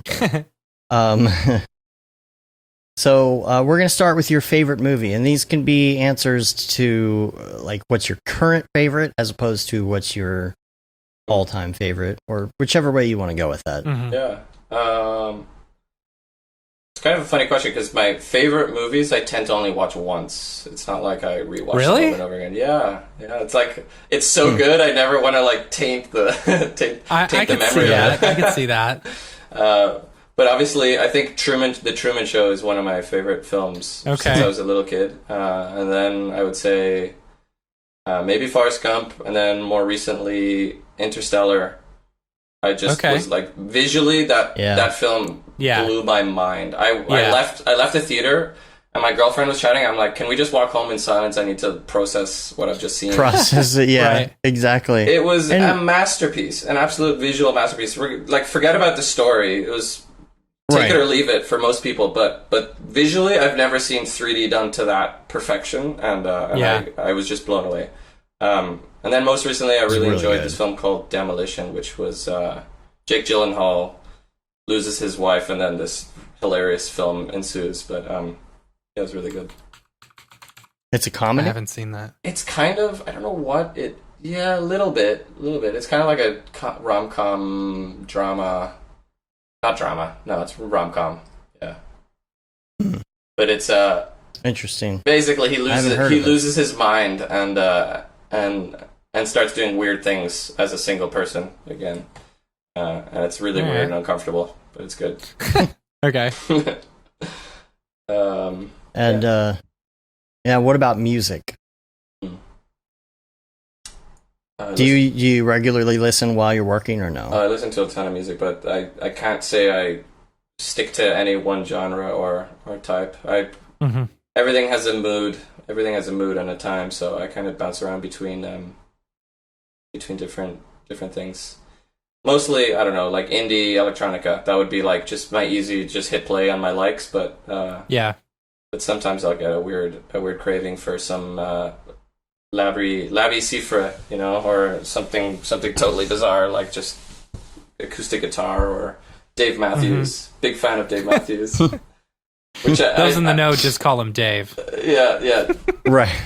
Dave. Man, I've been to a few of his concerts, and it was like it's an eye-opening experience for sure. I didn't know who he was before going to see him live, and it was for 3 days. He played 3 days straight. Only Dave, just him. Like, it was just him at the Gorge in Washington. It was amazing. And I became a believer. Yeah, it was like a cult. It was honestly like going to a cult for the first time and like just being shocked. Yeah, I believe that. I got front row tickets for free from a buddy who worked. He was the Wi-Fi guy for the tour back when Wi-Fi was like a new thing, and it was really hard to have the widespread Wi-Fi everywhere on tour. You lived the cable guy. That was you. He gave me tickets. I was actually up there, and I was like, okay, I'm going to go to dinner. And we went to dinner and got pulled over. And the cop said that I had a ticket. And I'm like, I didn't have a ticket. Or he said he had a warrant for a ticket. I'm like, I had one, and I took care of it like a year ago. Apparently there was some clerical mix-up where they divided a county into two districts, and they put my ticket into both. So the other one didn't get paid, and it went to a warrant. So I got put in jail. Man, Dave, you missed it. You're always dealing with missed it. The weirdest. I missed it. Front row tickets. Missed it. Fuck. Sorry. Yeah. Yeah. Yeah. This is a long time ago, but yeah. Yeah. God. It sucked. I wanted to go so bad, and then I finally. I managed to get out pretty quick. I had been to that jail before, but I got out that day miraculously because it was almost lights out, and I called my friend. I literally walked across the street to the bar across from the police station, and called my friend, and I'm like, dude, I'm so sorry, because he had been texting me. I'm like, I didn't make it. I got arrested. Did they offer any sort of severance for you being, arrested? No. Are you kidding me? No, and it took me almost 3 years to get it cleared up. It was like reschedule. Had a lawyer working on it for 3 years before they finally got dismissed. Jeez. Yeah. Anyway. Oh my God. let's go to TV shows. Let's talk about favorite TV shows. Oh, I just want to say goodbye to Bautaib. Bautaib? I don't know how to pronounce your name. Popo. See you later, Popo. All right. Take care. Have a good one, man. Thanks. Sorry, TV show. Are you watching TV now that you're in quarantine and you've been binging anything? Or I regret signing up for Netflix because I. Why? Why? Because I've seen Netflix. I've seen Friends for the second time from start to end. Oh yeah, already. The Office. Do you watch The Office too? No, I'm making a point of not even starting that because I know what will happen. Yeah. I've seen it twice already. Yeah. Okay. Okay. Obviously, what is it? Tiger King was a must watch. Yeah, but of course. I think the most enjoyable show I just watched was The Outsider. I don't know if you know that one. It was I know of Heard it. of Yeah. it. I think it's HBO, a Stephen King thing, but I really wasn't expecting what it was going to be about. Jason Bateman, he's in like Ozark, which I also loved, and Ben Mendelsohn from Bloodline. Anyway, yeah, The Outsider. That was a good movie. Good show. There it is. Kevin, there's Kevin. What about Breaking Bad or The Wire? Every week. Do you rewatch those? I haven't. Like, I loved Breaking Bad so much, I just haven't rewatched it. And The Wire, I watched that so long ago. Kevin's referring to the line on Family Guy, and like where everybody, it's like a cult. Like you must watch Breaking Bad or The Wire. And so every week now he says Breaking Bad or The Wire. You know what, Kevin? That just shows. But what about that Breaking actually Bad? makes me very happy that you listen every week. Yeah. Oh, okay. One of my favorite shows that is like kind of doesn't get enough attention is what is it called? It's not Westworld. It's the other one. Jurassic Park. It's an older one with like older Western. I can't remember the name right now, but it's. Oh, I know what you're talking about. Deadwood. The HBO show. Deadwood. Yeah. I've heard good fantastic. things about it. So good. So enjoyable. Loved it. Netflix has that new Trial by Media documentary that just came out. I think it was like number 5 yesterday. You should definitely check that out because it's a like every episode is about a different thing. No, it's more about it goes further back, at least the ones I've seen so far, where it talks about the first one was the Jenny Jones scandal. I completely forgot about Jenny Jones. I don't know who Jenny I don't know Jones who that is. She was a trash talk show host in like the early 90s, and you'll see her face and you'll completely recognize her because I saw her in the preview. I'm like, who is she? Like, I know this woman. And she was like it was her and Sally Jesse Raphael. I remember her. And all the other trash talk show hosts. But she basically, for the first episode, because every episode is something like this, and it's about what happened in the media and all of that, and how the media and the public opinion shaped these trials, right? So this was Jenny Jones. She is trash TV. So the whole premise is you bring somebody on to reveal to them that you have a secret crush on them, right? Okay. Well, she brought this guy on who there was a homosexual guy who wanted to reveal that he had a crush on someone else. Mm-hmm. And in the early 90s, it was even, more of a big deal to like talk about this stuff, right? Yeah. And so she's egging on the audience, and like everybody knows it's coming, but the dude shows up. He doesn't know that this guy is going to reveal that he has a crush. Completely embarrasses the guy, and the guy after the show murders the dude for doing this on national TV. And then it's like, whose fault is it? Is it Jenny Jones' fault that she drove him to this? But it is such a good. I think it's executive produced by George Clooney. And so every episode is about this. The second one's about subway killings in New York and the subway vigilante stuff you may have not even heard of. I mean, that's as far as I got last night. It's called Trial by Media. And you also have to check out their intro graphic that they do, because the intro graphic was done pretty well, where they make the name to look like different logos of different television networks and stations. Oh, that's cool. I think they did a good job on that, but yeah, that just came out like a week ago. Interesting. Yeah. Oh, it's new. Yeah. Okay. Yeah. Awesome. Yeah. Interesting. And what about podcasts? That's a good question. I listen to a lot of NPR stuff, like Radiolab, which I just have loved ever since. Like, I don't know if you've listened to the Color episode, Colors. I've only listened to a couple of them. I've kind of. Oh, guys, as visual people, listen to that because it's amazing to listen to an entire audio podcast that's about vision and color, and how they describe it using a choir is like beautiful. It's so good. Since that, I've like just been a huge fan. And then Sam Harris, Waking Up. I don't know if you know that one as well. I'm a big fan of Sam Harris podcast. So it's a bit more of psychology, social politics, meditation, mindfulness. It's a really wonderful podcast. He's got like different people. Andrew Yang, like lots of different characters come up on there, and very. It's controversial in a weird way. Like, I don't feel like it's controversial, but like he's a very controversial figure. People seem to either hate him or love him, but I see him as a very open-minded person and someone who's willing to talk about like in a rational way and use logic. So, right up my alley. Works for me. Yeah. Cool. And Joe Rogan, obviously, occasionally tune into Joe to the Joe Rogues, but I especially love the Joe Rogan edits where he's talking to himself, or like someone he's had on previously is talking to themselves. I don't know if you've seen this. I haven't seen You those. haven't seen this? There's like Joe Rogan interviewing Joe Rogan. It's hilarious. It's so good. Oh, I'm gonna have to check. I saw a video of it was. Dang it! Who's the guy? Hot Ones, the show. Oh, where the wings. they eat the hot thing. wings. Yeah.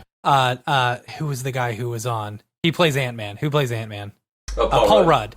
Paul Rudd. Oh yeah. It was it was seen that. an edit of Paul Rudd talking to himself. And it was so funny. It's so good. All they do is just flip some of the shots, like just swap them. Yeah. And it's perfect. It's so good. Yeah. They do exactly that. Yeah. Amazing. I saw Elon was on Joe Rogan again. Yeah, so Elon is talking. Elon is talking to old Elon. That's funny. Oh, nice. That's hilarious. Yeah. So one of them is talking about science, and one of them's talking about if I ever deny science. Remember the tweet he did where he's like, if I ever deny science or go against science, you need to like put me out of my misery or something like that. So is it like before Elon Musk going against the new Elon Musk? They do a little bit of editing, so he's saying things technically he doesn't say, but definitely he's like in one of them he's judging. In this one he's judging himself smoking weed, and then in the other like it cuts back to him just like taking a huge drag. That's great. Yeah, it's good. Definitely watch it. It's a really good laugh. I think those are deep, man. I fell asleep watching one the other night. It's the conversations he has with Musk are pretty deep.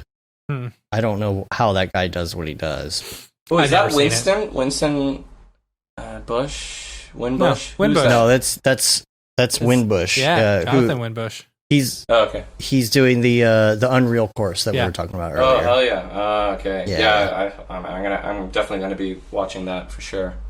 Stoked.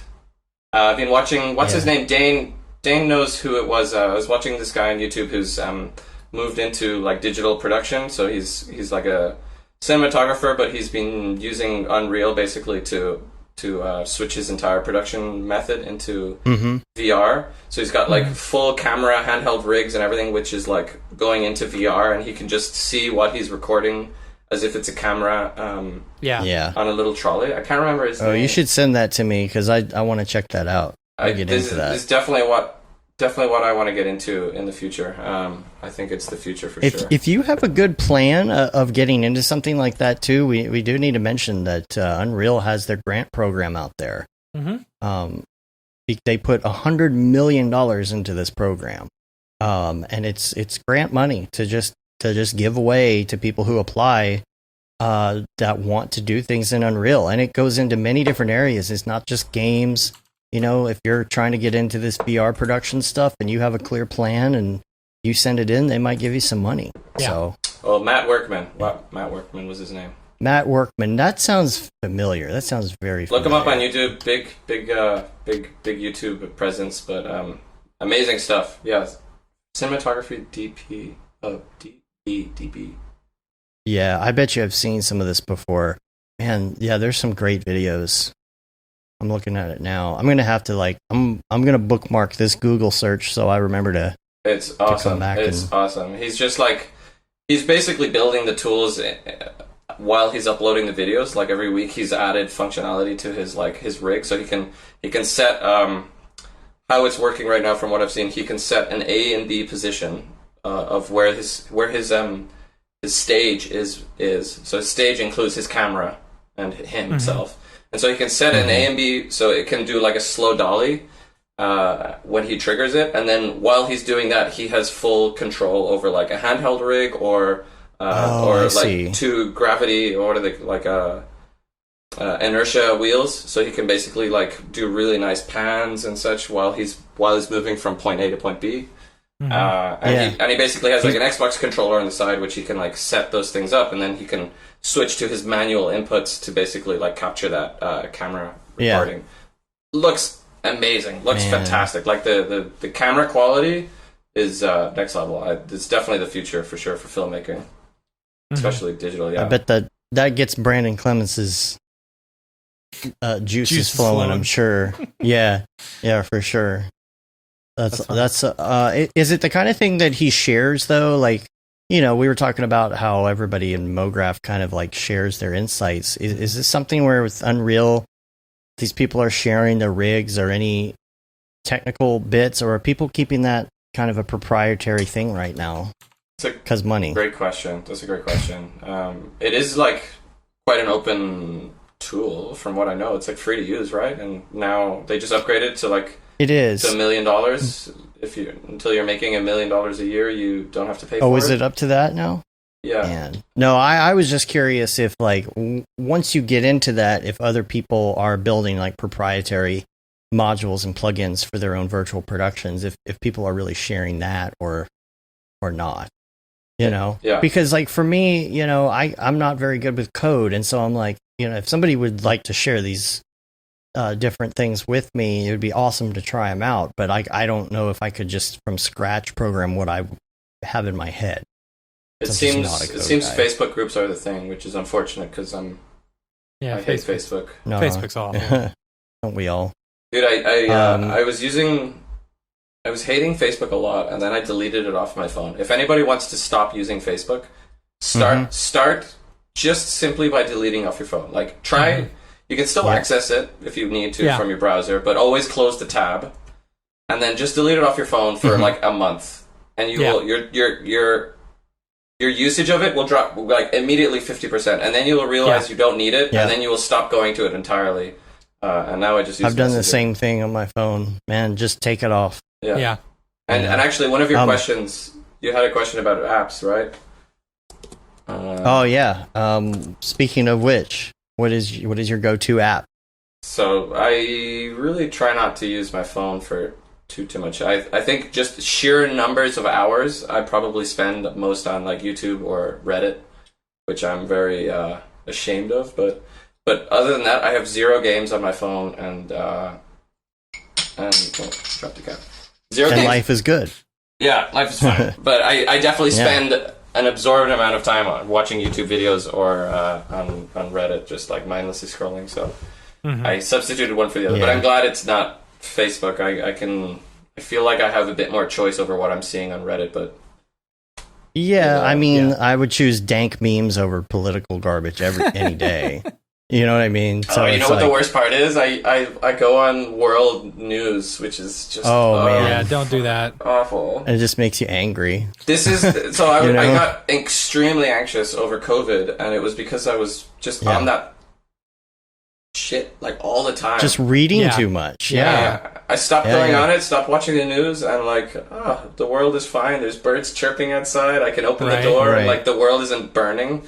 So Reddit and YouTube for sure, but thankfully I've kind of just been so hyper aware of how much time an app can suck from me that And I think also it's a byproduct of being freelance is you're hyper aware of your time.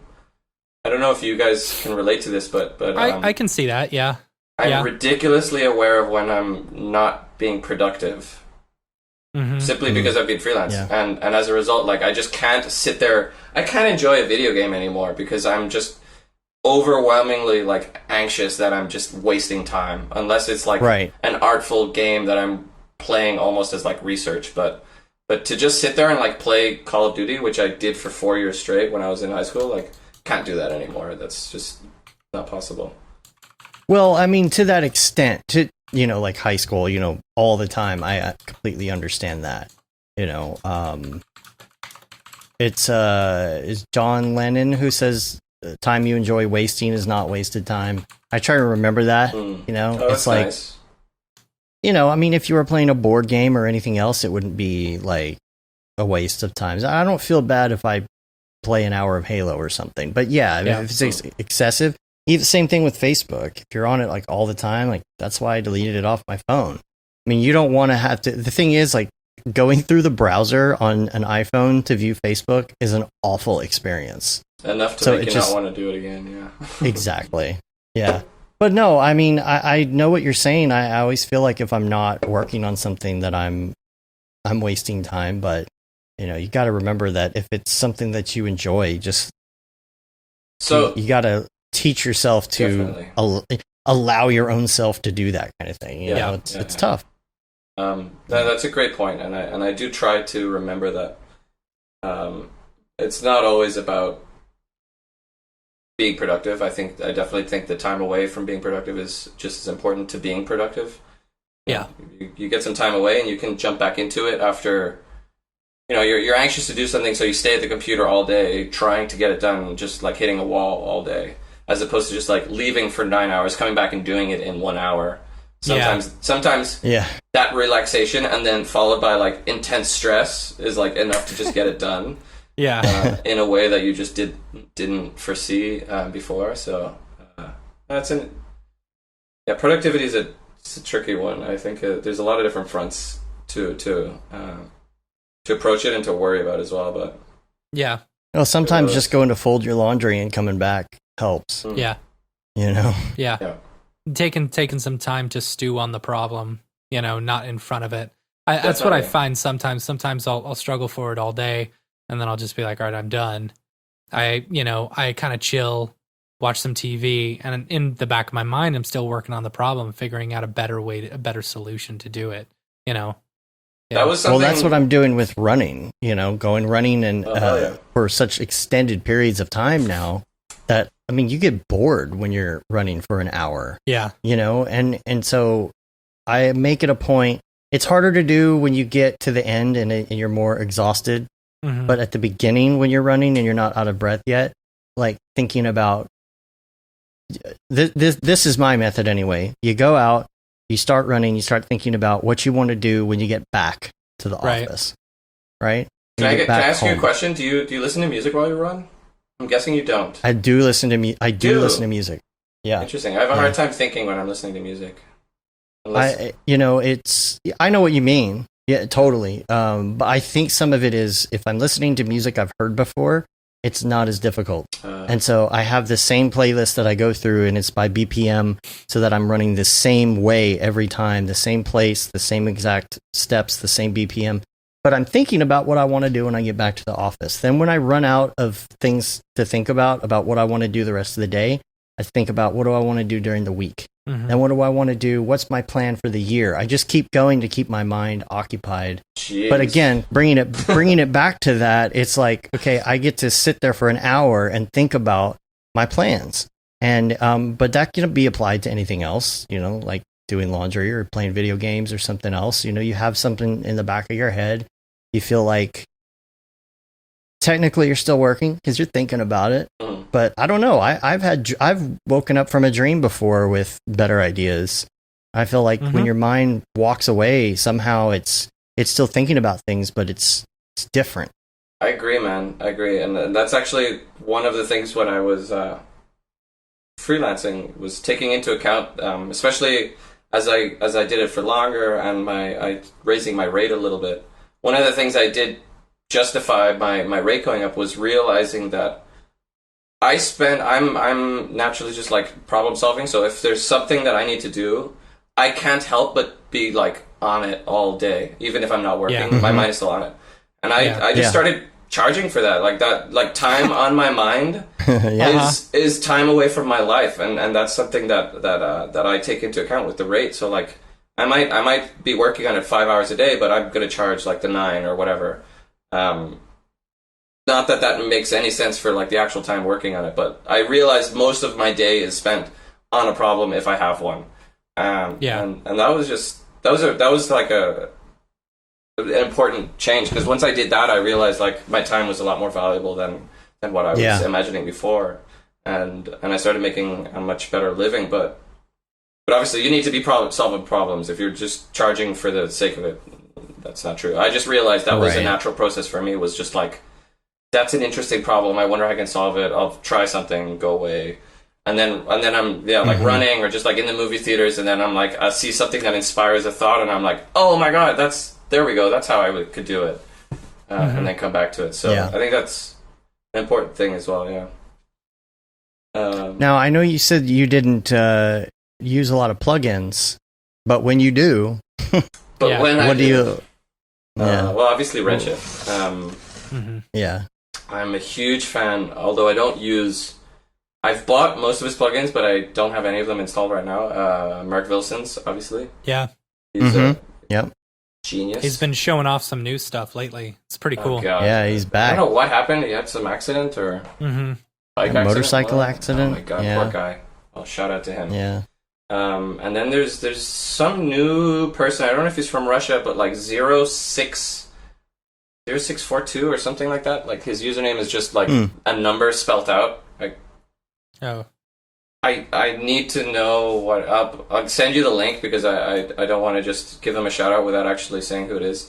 But he's been doing some really cool like procedural Cinema 4D stuff, which I love. But he's not building any tools, but really cool tutorials which are like all procedural the whole way up, and then he creates this beautiful like effect of I don't know. It's hard to explain. You just check it out. We'll have to find where is this person usually, like on Twitter?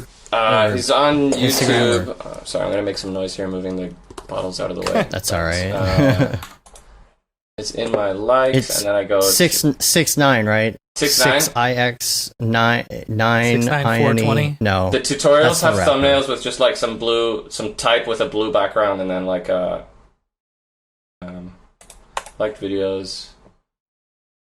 2 seconds away. 0626. 062, and that's just spell it out. Spell it out. Not, oh, okay. 0626. He's got. Check this out. He's got 3 videos, and he just like started uploading a month ago. Wow. But already, I'm just like, boom! This is like another Merc Vilson right here. Procedural geometry. Here we go. Neat. Insane. Yeah, interesting. He's doing like quad trees with cloners. Just blowing my mind. Amazing. I absolutely loved it. These are like quad trees are something I was trying to figure out in Houdini, and he figured it out in Cinema 4D. I don't know how he did that.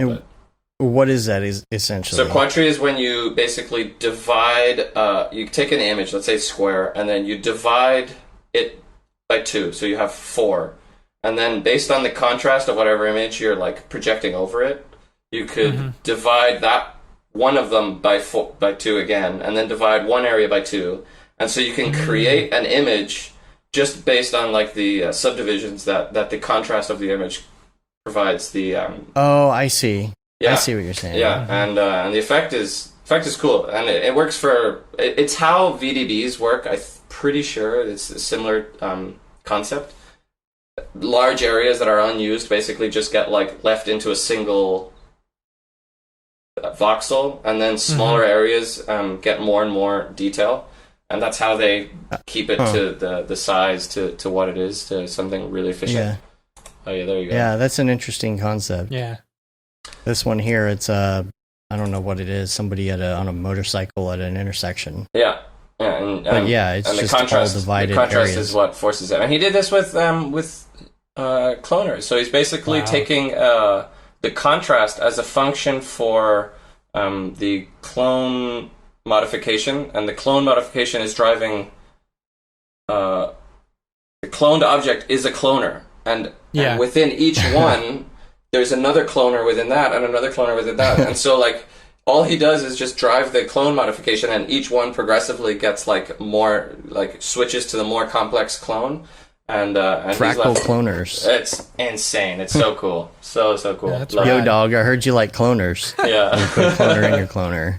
I love it. And then he puts. Yeah, that would look really cool with an anime like the. I'm watching this procedural quad tree right now. That would look really cool. Like I'm like, let's do that with like an animation. Yeah, animation. Exactly. Yeah, that'd be that interesting. Would be so cool. Isn't it cool? Yeah. He also does something interesting which I didn't see, which is use a Voronoi object as a fracture object. So it's like the fracture object is basically pointless when you just put something into a Voronoi and remove the source. It separates everything into separate objects, but gives you like this nice ability to visualize like the different objects by the colorization Oh, tool. okay. Yeah. So it's like it's a better fracture object without having to deal with a fracture. Like you're not really seeing what's going on with the fracture object, but with the Voronoi you do, which is kind of a cool little use of it. So I like that. So to answer your question, plugins, don't really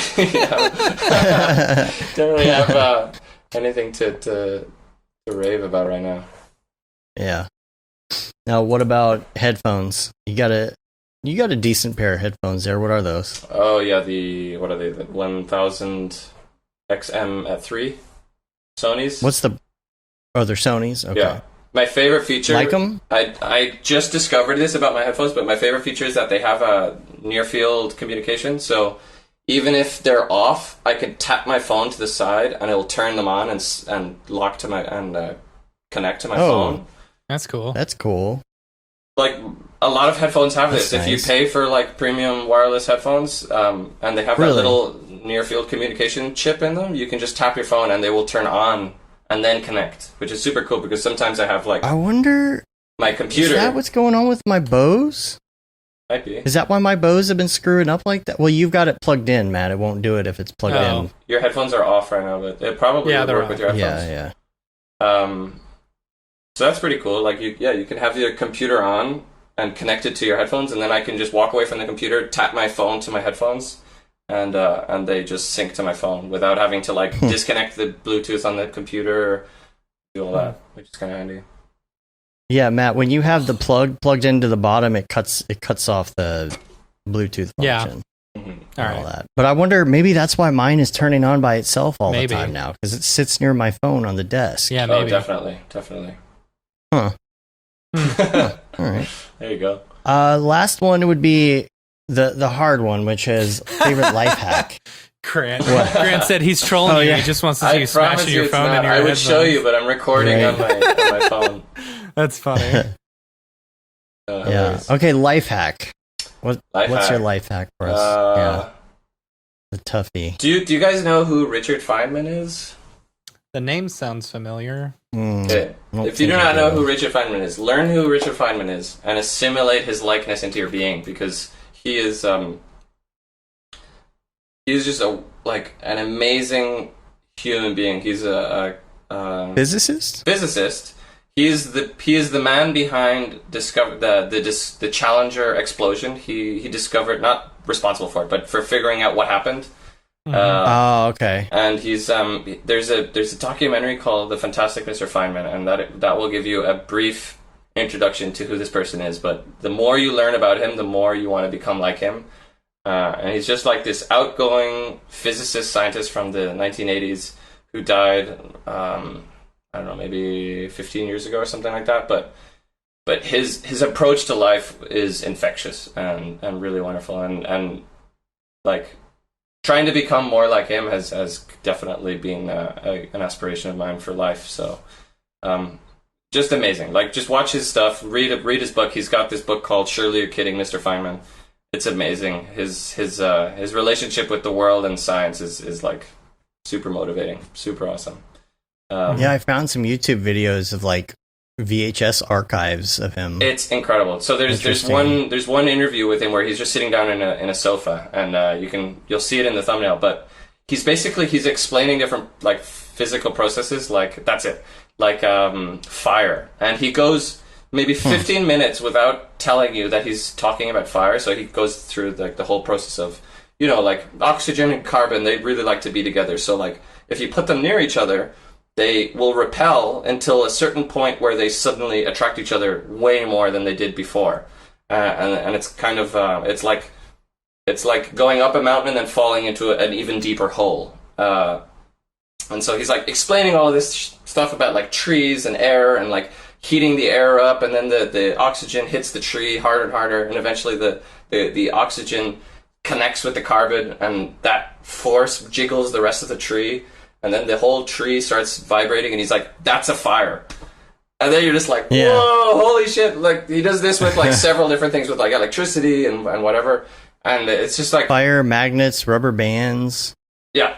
Wow. It's amazing. It's amazing. Such a, like, that for me is a huge life hack. And then the other thing is, I don't know, maybe don't stress too much. I think I said it earlier, but no one really knows what they're doing, and the people who do have a very narrow focus, so take some solace in that. Take your time. Think. Cool. Yeah. Cool. Well, awesome, we appreciate you being on, man. If people want to find you online, where's all the places that you're hanging out? Virtually. Mostly, honestly, Instagram. I just post on there. If you have any questions or stuff, hit me up there. I think I'm probably gonna. I've been working on that that Amazon package, so I'll probably just like release that as like a free little gift. But yeah, I'm mostly on Instagram and not really paying too much attention to Facebook. Maybe Twitter. I get notifications on that, but I don't scroll it. So. Yeah, unfortunately. Where do you guys like post your work and stuff? Where do you find the most engagement?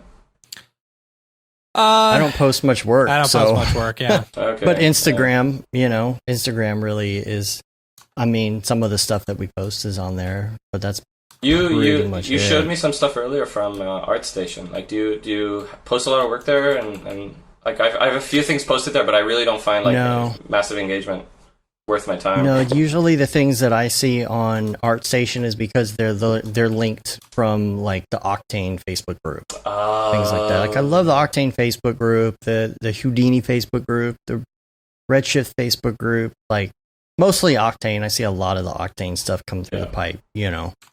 I do a lot of lurking on Instagram though. Yeah. I really enjoy that because it's just pretty pictures. It's not. Yeah. Politics and other junk.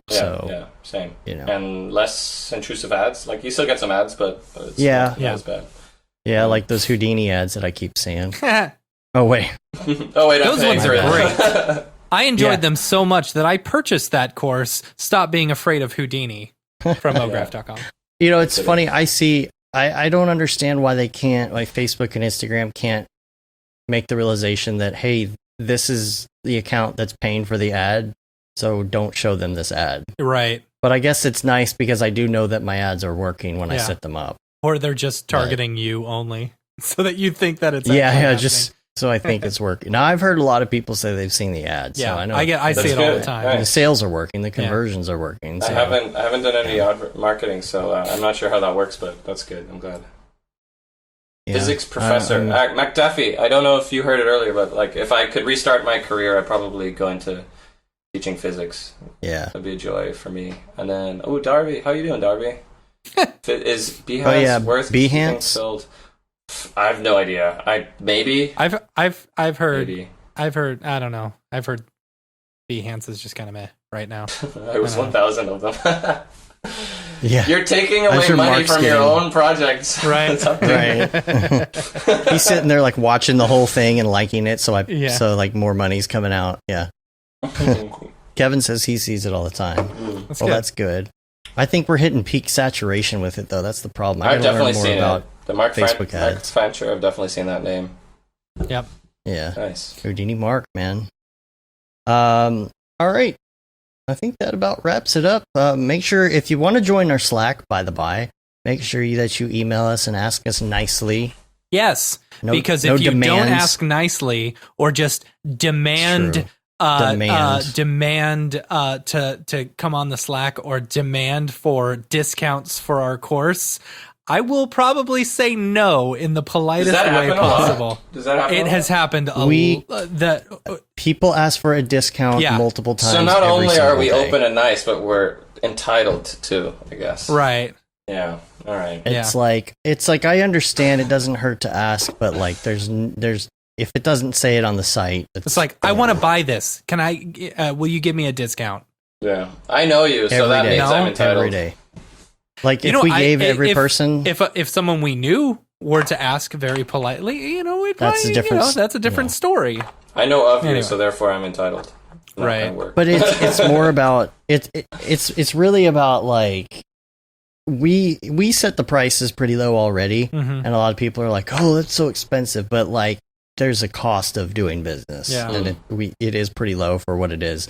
You got to make sure that these instructors are that it's worth their while. Like Yeah. no one's going to want to do a course for nothing, Yeah.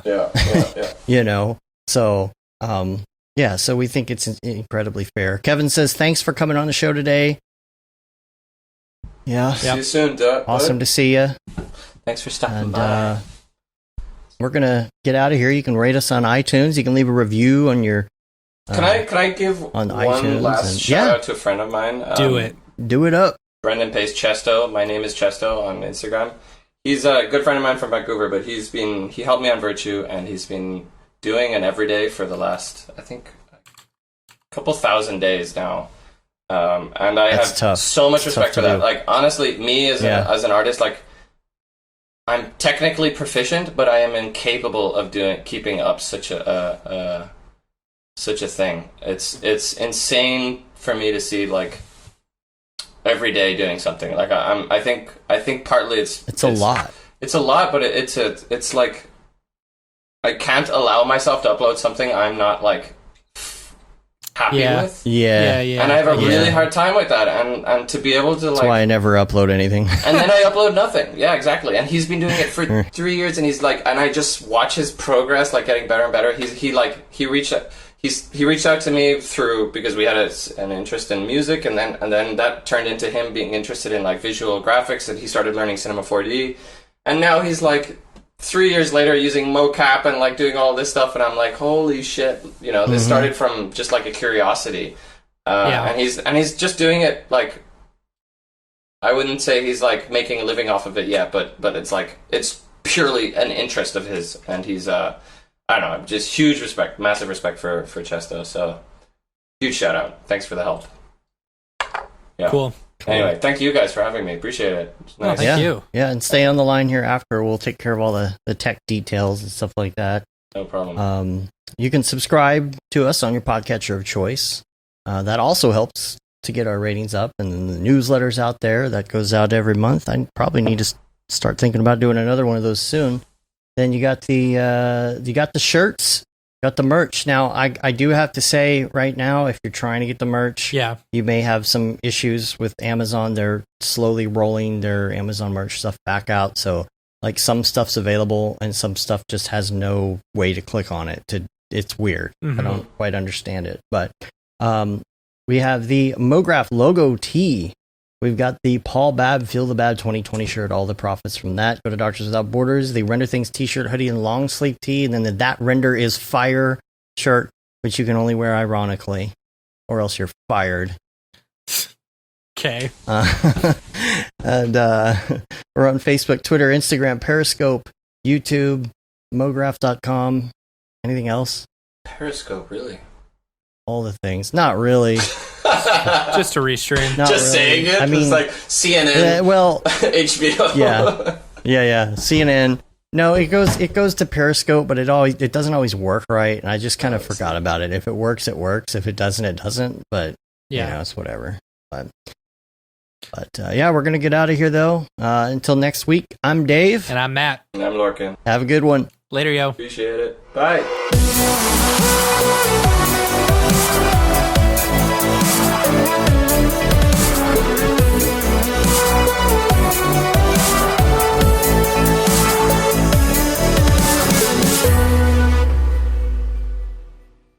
Pretty good, I guess. Mograph.com, an online resource for motion graphic artists. Start your week with the Mograph podcast. Industry news, interviews with your favorite artists, and terrible humor. Watch live shows and interviews from Mograph events like NAB, SIGGRAPH, Half-Res, and local meetups. Our Mograph Talks feature live demos and motivation from artists all around the world. Sometimes you gotta make stuff that you're not gonna put on your reel, and I'm not here to judge. What if Rick and Morty show up for the countdown at midnight? That's where I peaked in life, in my career. We gotta stop this thing, Rick! It's gonna kill us all!